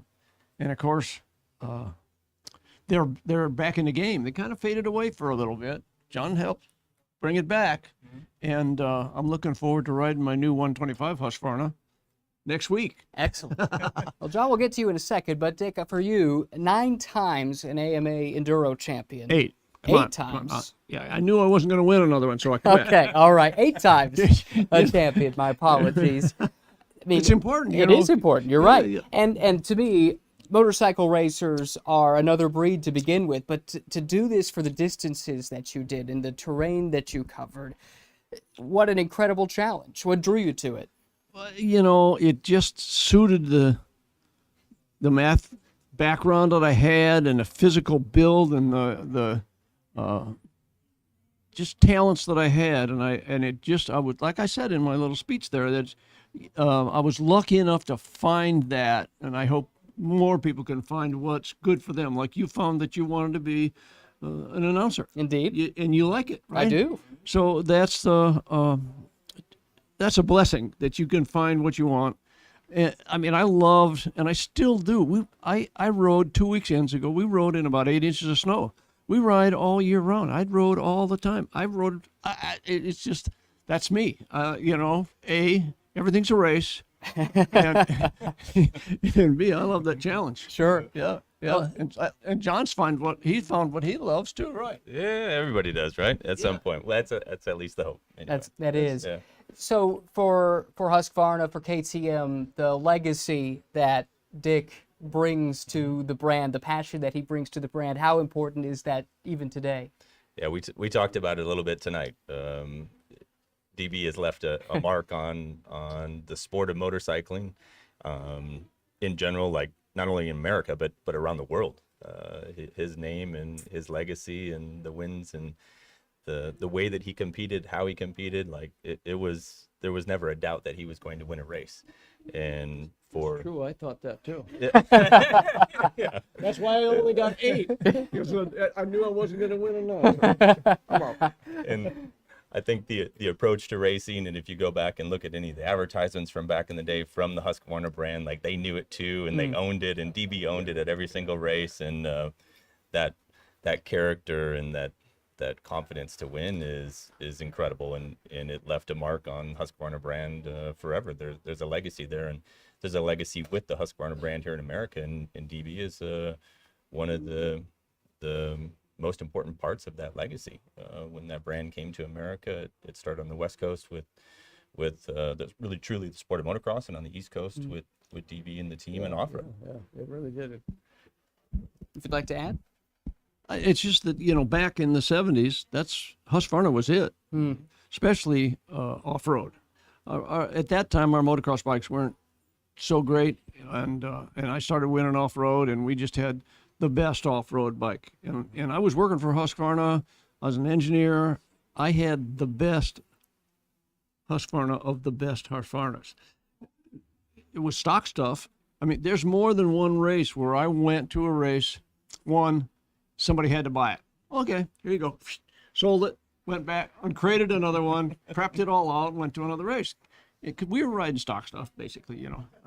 And yeah, just that was, it was awesome. That was a great time to be involved in the sport, for sure. Does win on Sunday, sell on Monday still apply today like it did in DB's time? It was for sure in my time, but I don't know. Yeah, it definitely is. Motorsports is the biggest. That's the biggest investment that our companies have into our brands is motorsports, and just like DB said, it was true back then and it's still true today, and we love it, and it's an honor to be here tonight to be part of this induction for Dick and his family, and he earned it, and it's a rightful spot for him to be in the Motorsports Hall of Fame. And Dick, I would like to close on that note, actually. The significance of this accomplishment when you look around the room and see racers of every stripe in the same room, but having the same passion for going fast, to be recognized as one of their peers, what does that mean? It's huge, you know, because like I said, what I did is a participant sport. We didn't do it for the money. We did it because of the love of the sport. And then the love of winning, you know, what can I say? But it was just the best. That's, I don't know how I can add on anymore, but it's just good stuff. You know, I mean, it's just here. Plus, I got so many friends. I think we had more motorcycle people than there's car people now, which is pretty cool. I love that. Well, it helps it's Bike Week, right? Yeah. Well, yeah. It's a pretty good setting for it. Yeah. Well, thanks a lot. My pleasure, gentlemen. Thank you so much for spending some time with us. Congratulations on this well-deserved honor. And we'll be back with more backstage interviews here on our live stream, so stay tuned. However, we have been especially blessed as a family by the example of how he lived his life. He used his fame in positive and inspiring ways. He turned down opportunities to advertise liquor and tobacco because, as he said, I wouldn't sell the boys and girls short for any sum of money. He was an advocate of driving safety and was an honest politician, as we heard earlier today. And that led to only one term as mayor in Salt Lake City.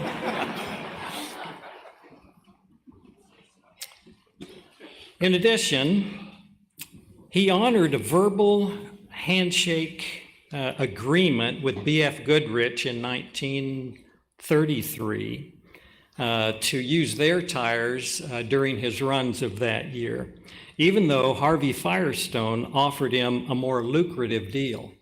He simply said, a deal is a deal. In short, he was a man with great integrity, with firm moral compass, and a constant drive for perfection in everything that he did. He was a perfectionist.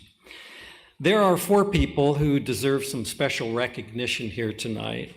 First of all, Mr. Gordon White for writing the book, Ab and Marv Jenkins, the Studebaker Connection and the Mormon Meteors. John Price, who acquired Mormon Meteor 3 and also produced the documentary Boys of Bonneville, Racing on a Ribbon of Salt. In addition, Louise Note. I cannot duplicate the energy that she has. However, she has been a true friend of the family and an absolute advocate of everything related to my grandfather, so thank you. Last but not least, my dad, Marv Jenkins, who rescued the Mormon Meteor from the state of Utah when it was in disarray, who personally restored the vehicle, even with his arthritic hands, who promoted his father and the vehicle, as well as record set, and found a home for Mormon Meteor 3, which would permanently have a place for my grandfather's legacy. So we are grateful to all of them, and thanks, Dad. My grandfather was a man of very few words. He simply felt that his achievements would speak for themselves. I think that he is both pleased and proud to know that they have done so here tonight. Again, on his behalf, thank you so much for this great honor and opportunity.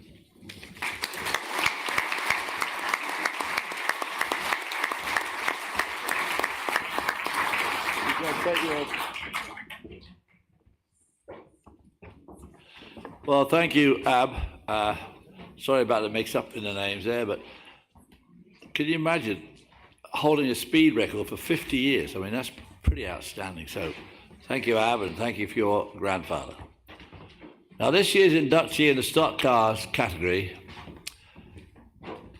is a bit of a pain in the ass, but he was a fixture because I think he's stalking me. Anyway, we'll leave that to the police. He was a fixture in Victory Lane as Jeff Gordon's crew chief, and together they won 3 NASCAR Cup Series championships. Then he became an owner and won another 23 poles and 13 races. A winner and a rainmaker, the great, the one and only Ray Evernham.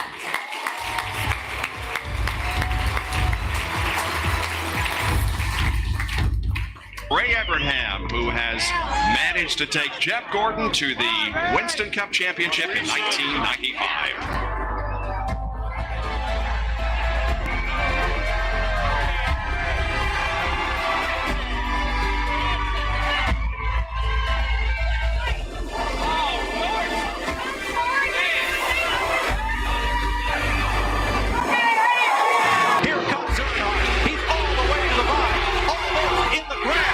Slides up the racetrack and Jeff Gordon will win it for the second time. Wow, what a race. Congratulations, Ray Evernham. You did it again. You told him to protect the bottom. That's exactly what he did. Is that where you were afraid he was going to come? Yeah, well, Dale's pretty strong up off the bottom. And, Jeff did a great job driving the car. Car wasn't the quickest car all day, but he did a great job driving it.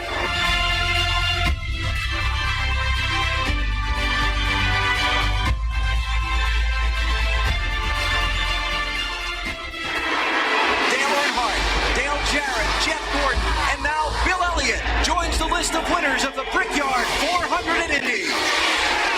Can you describe what it means to win here as a car owner? I really can't. I just can't. I owe an awful lot to these guys and the people at Dodge. It just means a lot, man.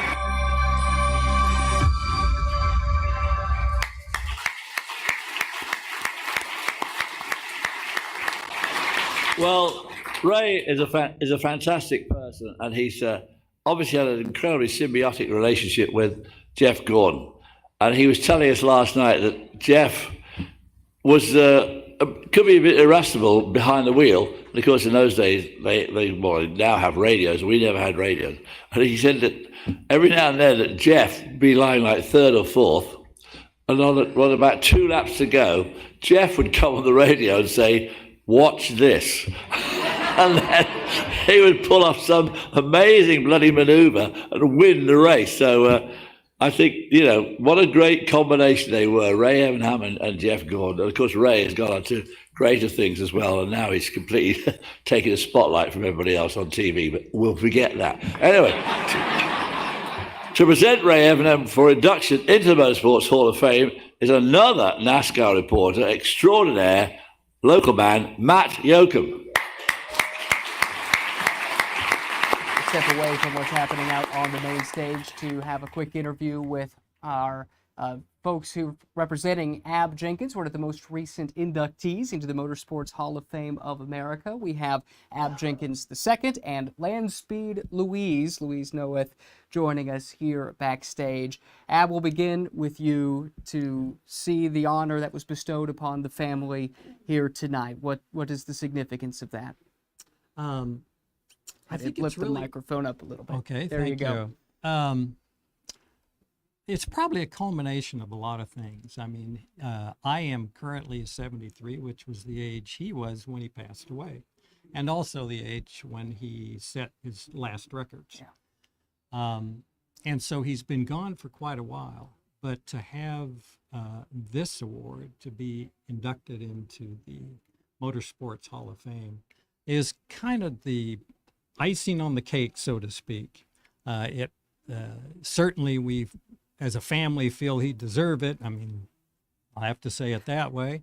But nonetheless, what an honor to be recognized and voted into the Hall of Fame. Especially when you look around the room and see the peers that he joins.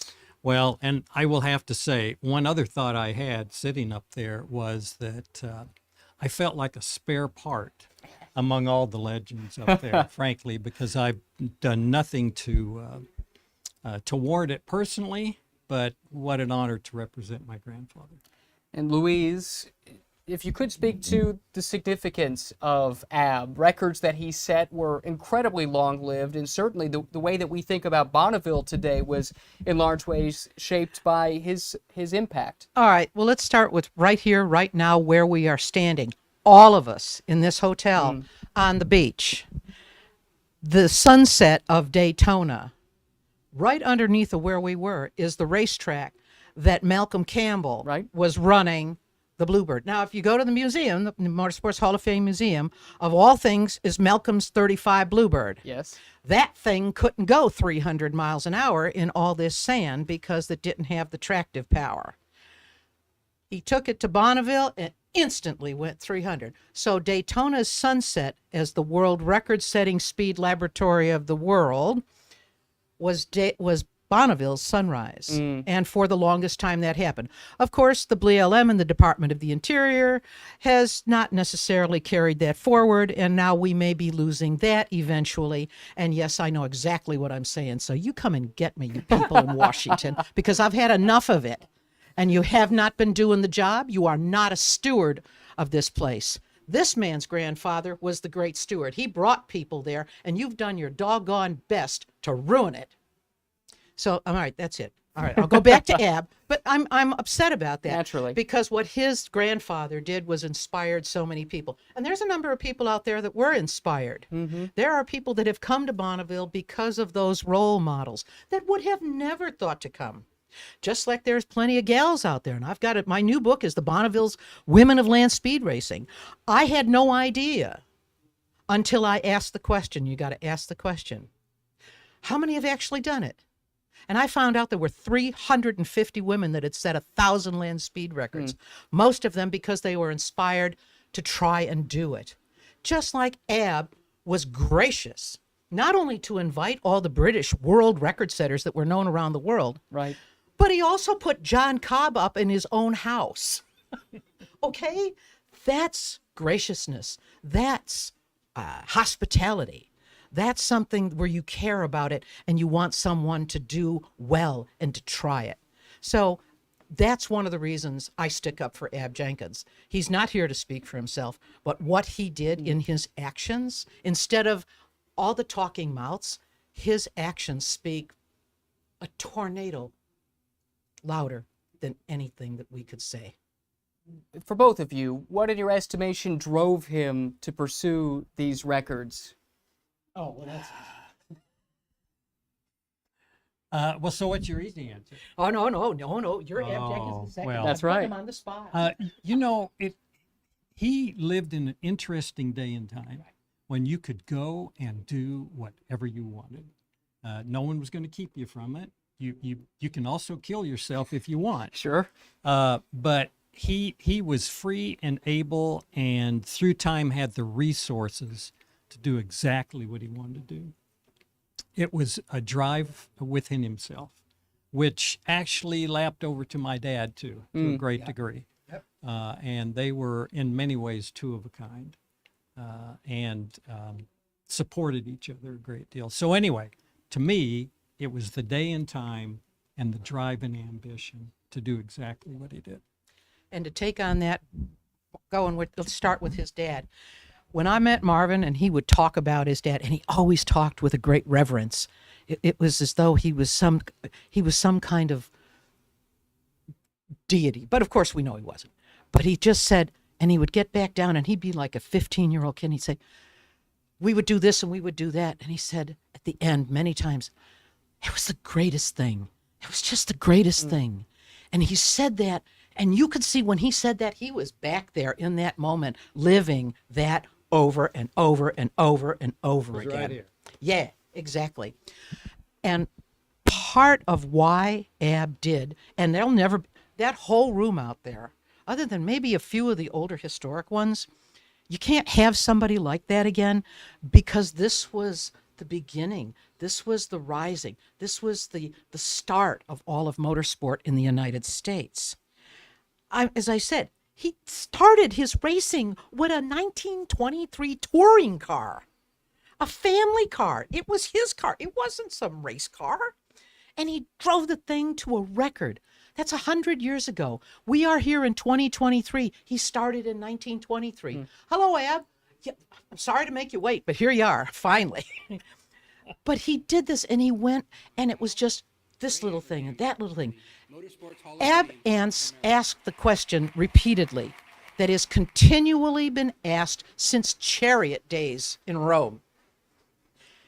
And he got his answers over and over again. And that question is, how fast will it go? And it was all kinds of things that he wanted to see would happen. And because of that, he never ran out of things. He kept driving so many different vehicles, so many different things in so many different ways. And yes, all the big cars are cool, but my favorite is the Alice Chalmers tractor. I want anybody out there to go 68 miles an hour on a 1935 Alice Chalmers tractor and then come and tell me he was not a hero, provided you can still speak. Yeah. Well, to that point, Ab, I'd like to close with you. Louise brings it up. Racing drivers, there's something heroic about the profession. I think land speed record pursuers, they are almost deities when you read about them. There is something otherworldly about their pursuit of speed. But to you, this was Grandpa. How long did it take for you to realize that Grandpa was something a little more than maybe meets the eye? That's an interesting question because, as you say, I grew with it. He died when I was 6 years old, so I really didn't know him, other than one experience. But other than that, my dad talked about it. We had trophies, we had pictures, we had the car that was in the state capitol in Utah. Right. And so we'd go see it occasionally. And so it was commonplace, frankly, to see all of that. And it wasn't till a little bit later in life, especially when Dad got the car back from the state and started working on it. And it really, over time, I think it became clear to me that, hey, this is something special. It's not just something our family experienced. And so... And when I walked into the house, I didn't expect in the garage to see the Mormon meteor in the garage. You don't see the Mormon meteor tree in somebody's garage in St. George, Utah. That was like 21-foot thing with a 6-foot fin on the back of it. Yeah, I was like, oh, okay, this is an important guy. Yes. So anyway, it appeared to be, we were just used to it. And then over time, the notoriety, the people that expressed awe and mystique as they would talk to Dad and so on, it became something more to me at that point in time. Incredible stories, an incredible life as well, and one of the most recent inductees into the Motorsports Hall of Fame of America, Ab Jenkins, Ab II. And Louise, thank you so much for spending some time with us here backstage. Thank you so much. He was not just a record setter, he was a role model for all of motorsport. And the fact that it mattered, that's why we're here. Yep. Exactly. No question about it. Thank you. My pleasure. Rabbit hole.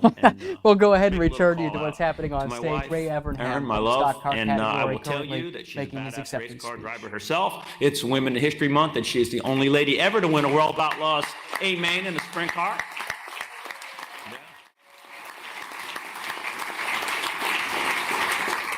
My son Ray J, who I love dearly, and my daughter Kate, who Erin says is my mini-me, and we know she's going to make history somehow. We just don't know how yet, so we'll keep a close eye on that. And my board of directors, and I don't mean in business, I mean in life. The men that I trust, men that I admire, men that I call friend, men that are here for me, men that bring me a bow tie when I forget mine. Scott Borchetta, Bill Warner, Dave Roberts, Rick Howe, and the chairman of that board of directors, Jay Signori. I can promise you, without Jay's guidance and belief in me, I swear I would be running games at the boardwalk of the Jersey Shore, really. Or selling Zappolis. You ever have a Zappoli? Like fried dough, sugar, really good. Could have made a lot of money. Still knows that I'd done that, but maybe later. And thank you to the Motorsports Hall of Fame of America. I know you said, don't take the time to thank us, but how can we not? I mean, how can we not? You are the trustees of our motorsports legend, and you all work so hard to do what you do. You have made this an incredible experience for me and my family, and the same for all of these inductees of here. So whether we're not supposed to, thank you.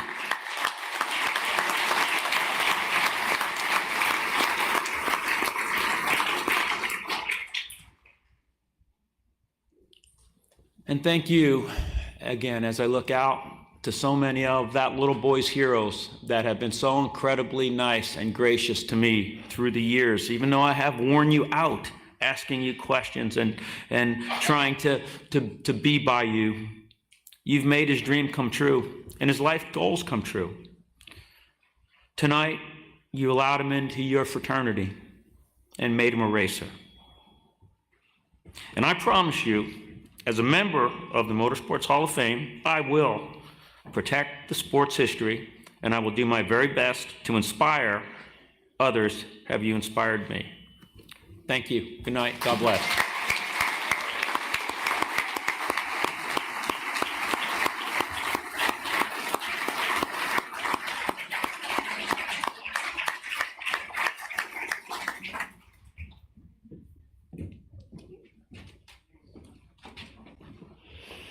Quite a guy from the streets of New Jersey.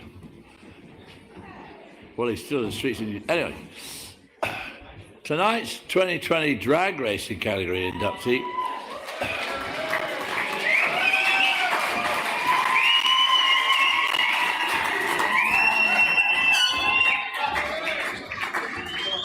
is the least popular inductee we've ever Daryl Gwynn.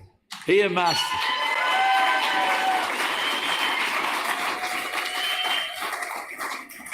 Daryl amassed 18 NHRA Top Fuel victories, set 10 records, and was named one of NHRA's all-time top 50 drivers.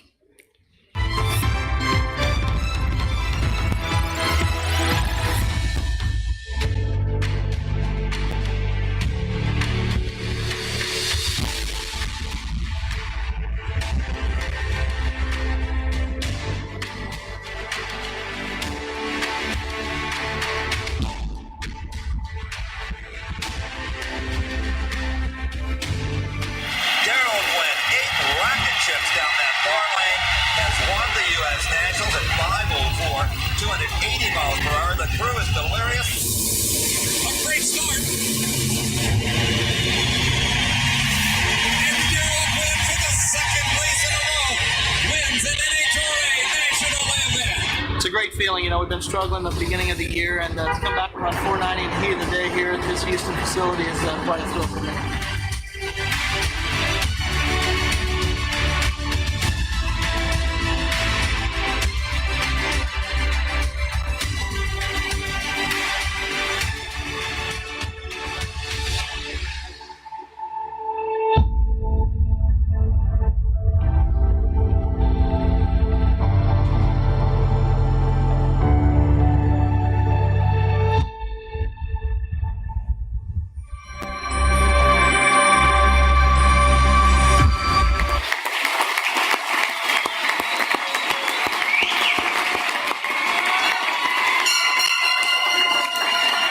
Backstage at the Motorsports Hall of Fame of America induction ceremony by one of the great crew chiefs in NASCAR history, Ray Evernham, also a car owner in the NASCAR Cup Series, heavily involved in IROC in the early days and now in SRX as well, and now an inductee into the Motorsports Hall of Fame of America. How does that sound?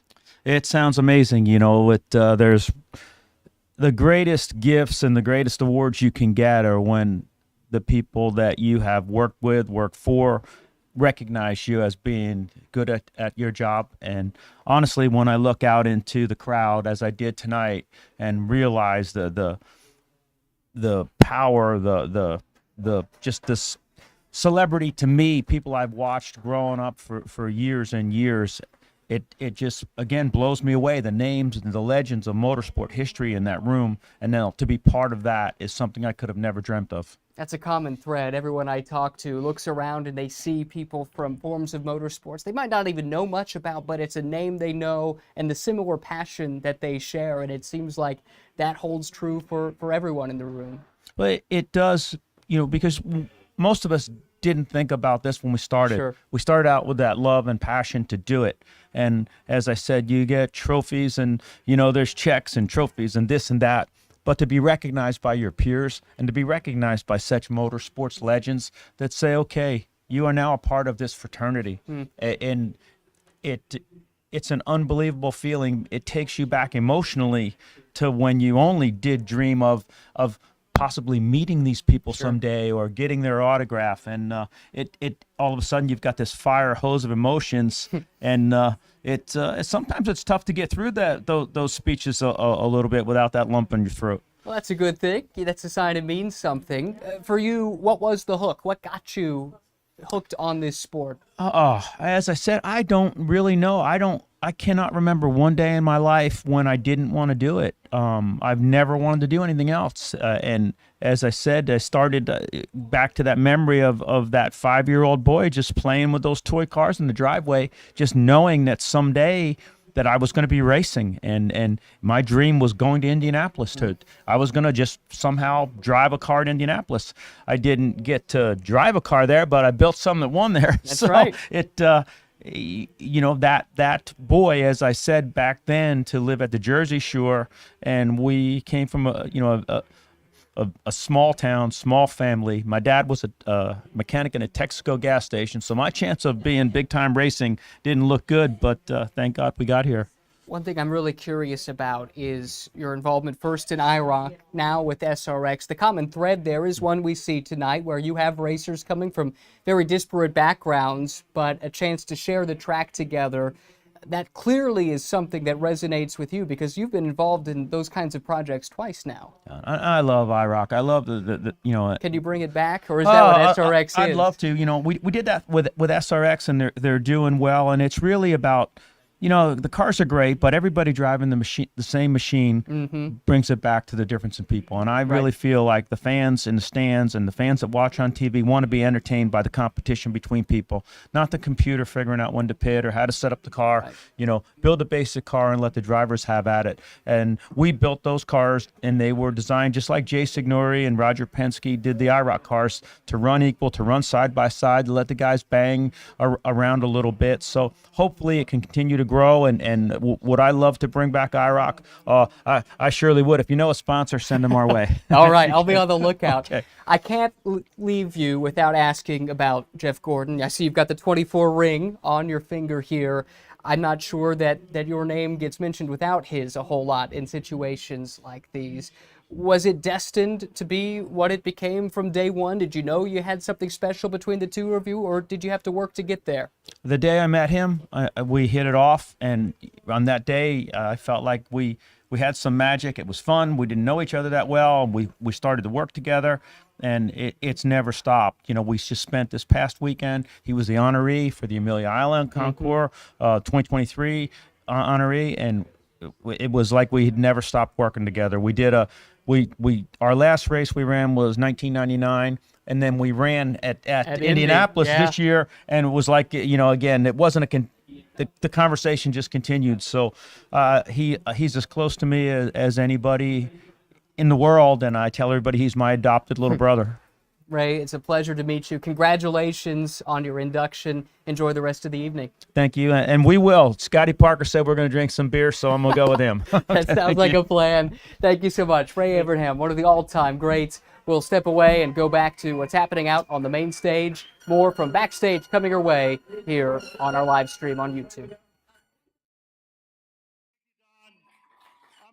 be with all you guys tonight. Don, you were my hero, and you always will be. For those of you that don't know me very well, since I was a kid, the walls of my room were filled with drag racing pictures. As a kid, I used to dream about racing.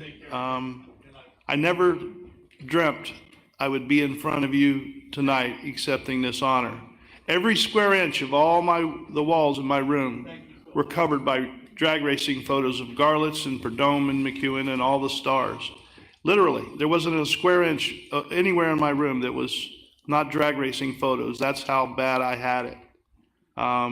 True enough, I was born into a racing family.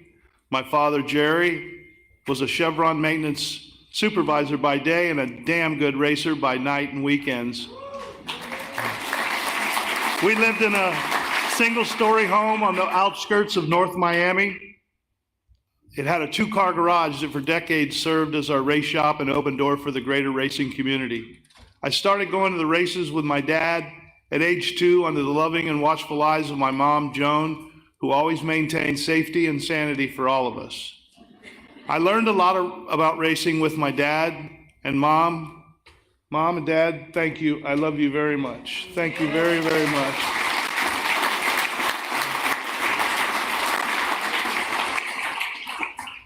Even though we might not get back till, when I was racing with my dad, even though we might not get back until wee hours in the morning following a race, I still had to be in school that morning, no matter what time. That was the rule.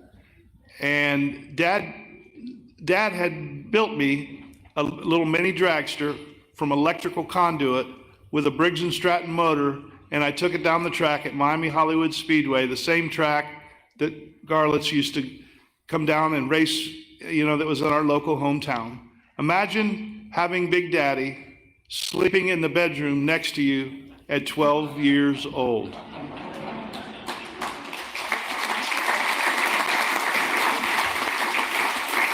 In time, I invented and had a thriving niche in the racing community, building and selling clutch coolers, which became the rage of all the big dragster and funny car teams. At 12 years old, I was out there selling these things and sometimes making more money at a race than my dad would if he had a bad weekend. But that, along with cutting lawns, I had $7,000 in the bank at 14 years old. By the time I hit my teens, I didn't know a life outside of racing and was ready to take the plunge and become a racer myself. After all, who wants a real job? It was either be successful in racing or have a 9-to-5 job, and that was enough motivation for me. The door to a full-time driving career opened up in late '79, driving my dad's wild AA blown alcohol altered, and I competed the necessary requirements to obtain my license. A few months later, we purchased an operation. There was an alcohol dragster operation, and the guy was literally around the corner from our house. And that was the break I needed, because we were out of money basically and out of parts, and this guy basically gave us, for pennies on the dollar, this entire team he had. And I'd never driven an alcohol dragster or even worked on one. And our first race we were going to was the U.S. Nationals. Lo and behold, we got runner-up at my very first national event in an alcohol dragster. And that basically, it really helped jumpstart my career, obviously. As we all know, timing and breaks along the way, they're part of racing, and that was a really, really big one for me. Between 1980 and 1984, we won 10 NHRA national events in the alcohol dragster, including a championship. And it made me the first and youngest second-generation NHRA world champion to my dad, Jerry Gwynn. I was 22. The monumental decision to move to the Sports Ultimate Class Top Fuel came in 1985, and between then and my accident in early 1990, we won 18 more national events and set multiple national records against the biggest stars in the world.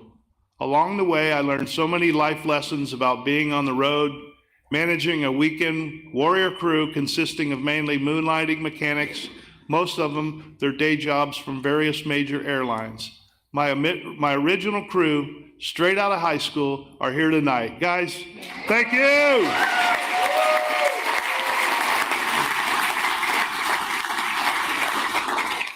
We were just ordinary kids, four in a hotel room, doing extraordinary things, guided by my dad, who was gaining gray hair by the minute. They sent me on the road at 19 years old in a semi-tractor trailer. What were you guys thinking? I was blessed with irreplaceable knowledge and insight from some of the greatest minds in the sport's history. Garlitz, Armstrong, Vinny, Ralph Gore, Bob DeVore, Bob Odella, Kenny Bernstein, and more. And other great men and women that worked for me and with me, thank you very much. Linda Vaughn, you're the best.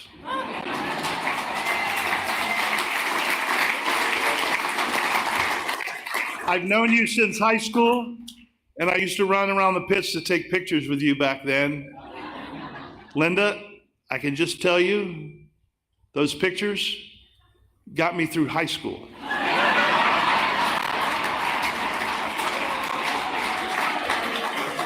That's just between us.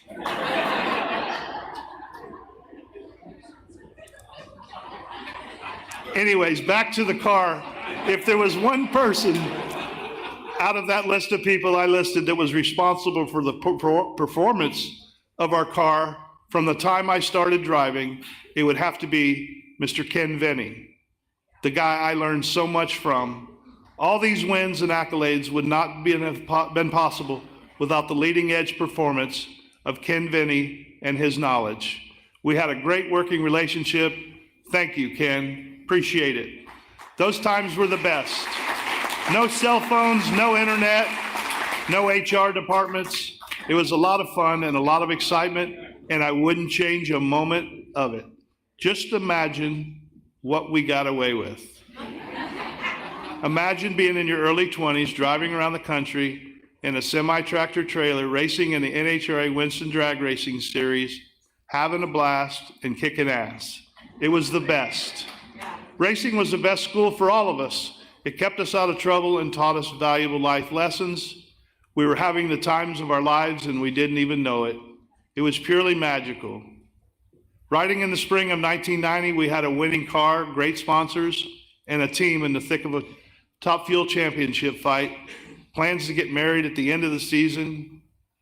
I traveled to England's Santa Pod Raceway, a converted World War II bomber base, for a demonstration and test runs. Nearing the end of our first run, the chassis failed, sending me into the wall at nearly 250 miles an hour. The car was totally destroyed, and nearly myself too. By rights, I should have died then and there. Fortunately, I did not and was hospitalized in critical condition with paralysis from the neck down and obviously my arm amputated. I started the difficult recovery process over the following months and eventually was released to return to Miami-Jackson Hospital, Memorial Hospital, and affiliated Miami Project to Cure Paralysis, an organization I had previously endorsed and was bringing financial support to. How ironic. We painfully allowed the team to continue without me while I was still in the hospital. The team won its first race back upon return to competition after 3 months sitting in the trailer. And it was with Frank Hawley at the wheel, and that became the therapy I needed to get through the tough days ahead.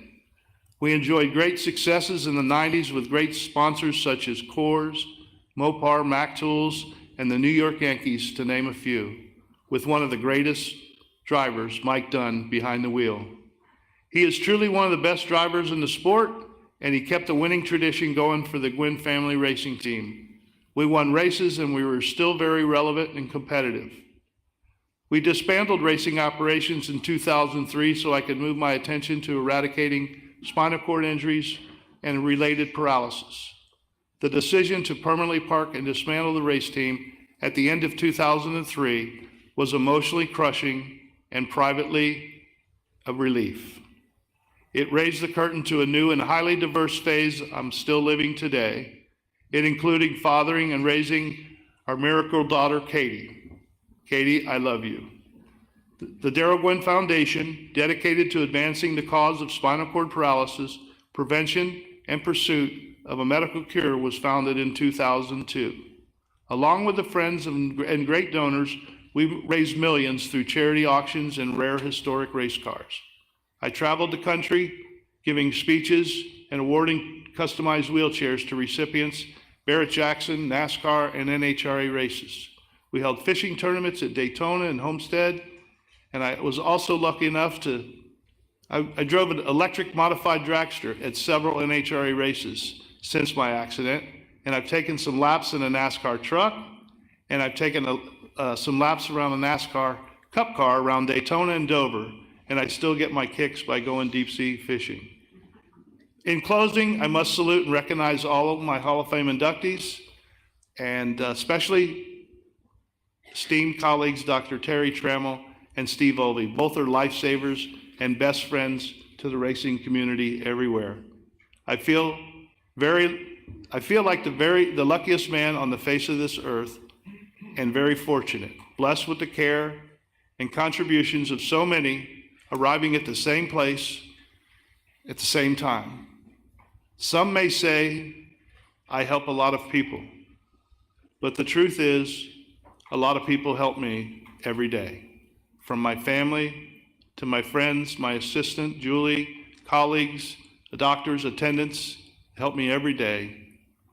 Thank you very much. Good night, and God bless.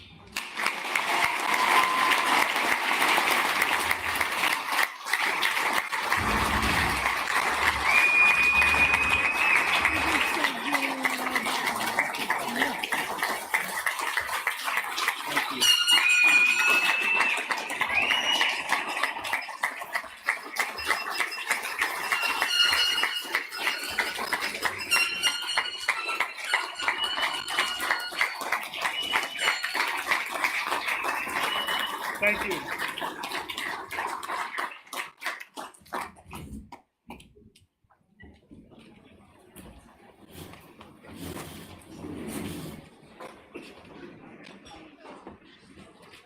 That's pretty close. That's okay. It's okay.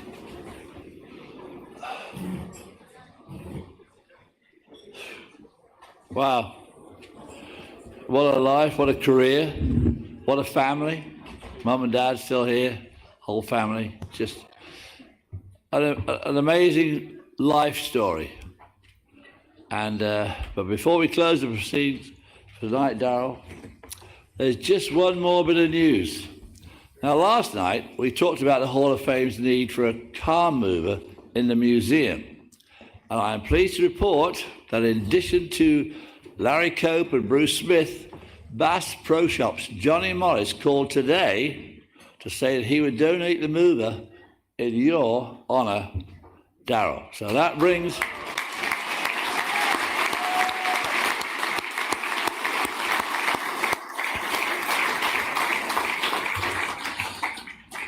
a checkered flag down on tonight's program. And once again, we've shown how the Motorsports Hall of Fame of America is the Hall of Fame for all those motorsports, land, air, sea, and we really look forward to seeing you all again next year.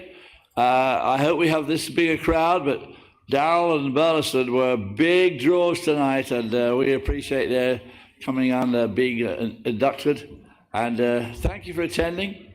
Good night. Remember to support the Motorsports Hall of Fame, and we'll see you all upstairs, where we'll again get completely hammered.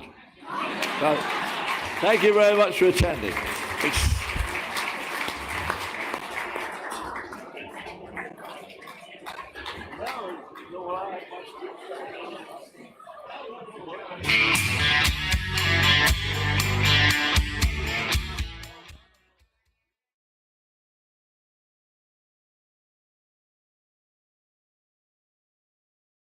It's the main stage presentation at the Motorsports Hall of Fame of America 35th Annual Induction Ceremony, but we're not quite done just yet. Daryl Gwynn will be making his way down for some pictures, and we'll have a chance to speak to a member of the 2023 class from the drag racing here very shortly. So stay with us here on this backstage stream. We'll have one more interview for you before we wrap up our show for tonight at the Shores Resort and Spa here in Daytona Beach.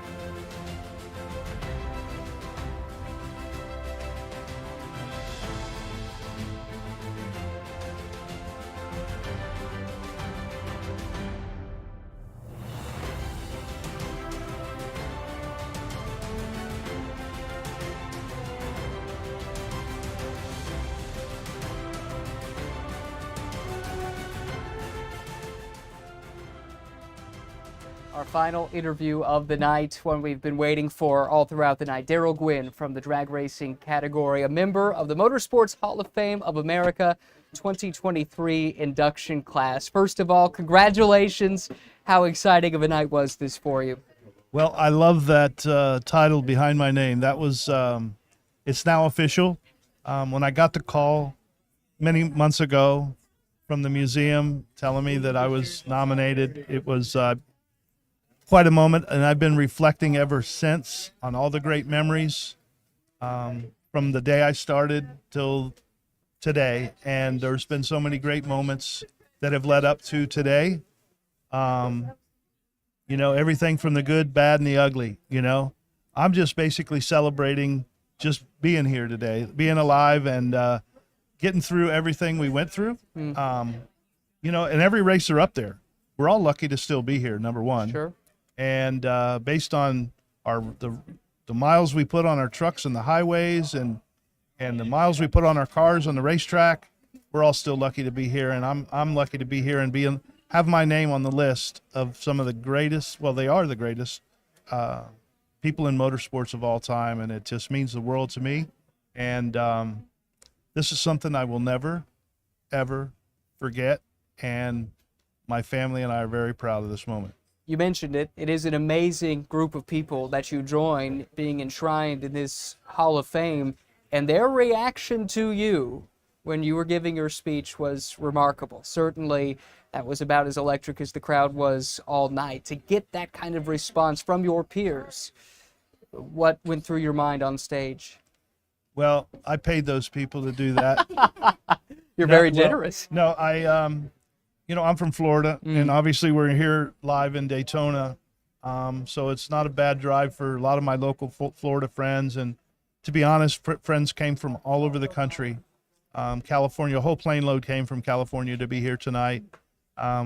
We had 10 tables here tonight, and a lot of my old sponsors were here, and friends and donors, and just, it's a night that I don't want to end, but it's coming to a close, and I will sleep very well tonight. You talked about the ups and downs, and you've been through your fair share of both. After your accident, was there ever any doubt you would remain involved in the sport that gave you so much but also took away so much? Well, like I said in my speech, it was good therapy and rehab for me. I'm a racer at heart, and racing motivated me from the time I was young, and it motivated me to discharge myself out of the hospital several weeks early to go to the first race, to go to my first race after my accident, which was the U.S. Nationals in 1990, and I had won it the year before, and I had set a goal in that hospital that I was going back to Indy, and the doctors didn't think that was a good idea, and I haven't really said this too much publicly, but I called my friend, and I told him to bring a couple garbage bags and get everything out of my room, and we're leaving. And we did, and we went to Indy, and it's the best therapy I'd ever had, and my car was still racing at the time, so it was, you know, I'm a racer at heart. I don't know what I'd be doing if I wasn't racing. Again, I didn't want a 9-to-5 job, and I needed to make racing work to be able to do that. And back then, what that meant was a lot of hard work, and they sometimes outran us, but they never outworked us. You're a racer at heart, but you're also a philanthropist. Where did that enter your life? Well, it entered very towards the end of my driving career. You know, when we started donating money to the Miami Project to Cure Paralysis, I stuck that decal on the car myself prior to my accident. And here I was 6 months later on the other side of the fence. So it was quite a twist of fate.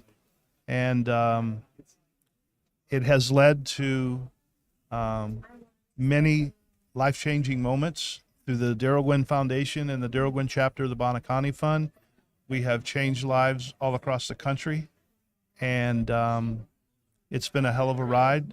And one thing we try and do is we try and incorporate it into our philanthropists, our philanthropy work. We try and incorporate into racing events, because if you can't have fun doing it, that's what it's all about. And when you go to the race, and you donate a chair to somebody that's a $25,000 chair, and it's something they wouldn't be able to afford otherwise, and it's a great day of racing, it's almost like you won the race. So obviously I can't win any races anymore, but that certainly feels like it. How can folks watching support the foundation? Go to the MiamiProject.org and the Daryl Gwynn chapter, and we sure appreciate your support. We appreciate your enthusiasm, all you've contributed to the sport and to those in need as well. Thank you for sharing some of your stories, and congratulations on your induction. Thank you very much. Pleasure is mine. That is Daryl Gwynn, the final of our inductees that we'll be speaking to backstage. That's a wrap for us. Really hope you enjoyed our show. This 2023 induction ceremony is brought to you by Toyota Racing, as well as our friends at Speed Vision, and was produced by VidMonster. For everyone behind the scenes, my name is Ryan Myrehn. Thanks so much for tuning in. We'll see you next year for the 36th Annual Hall of Fame induction ceremony of the Motorsports Hall of Fame of America.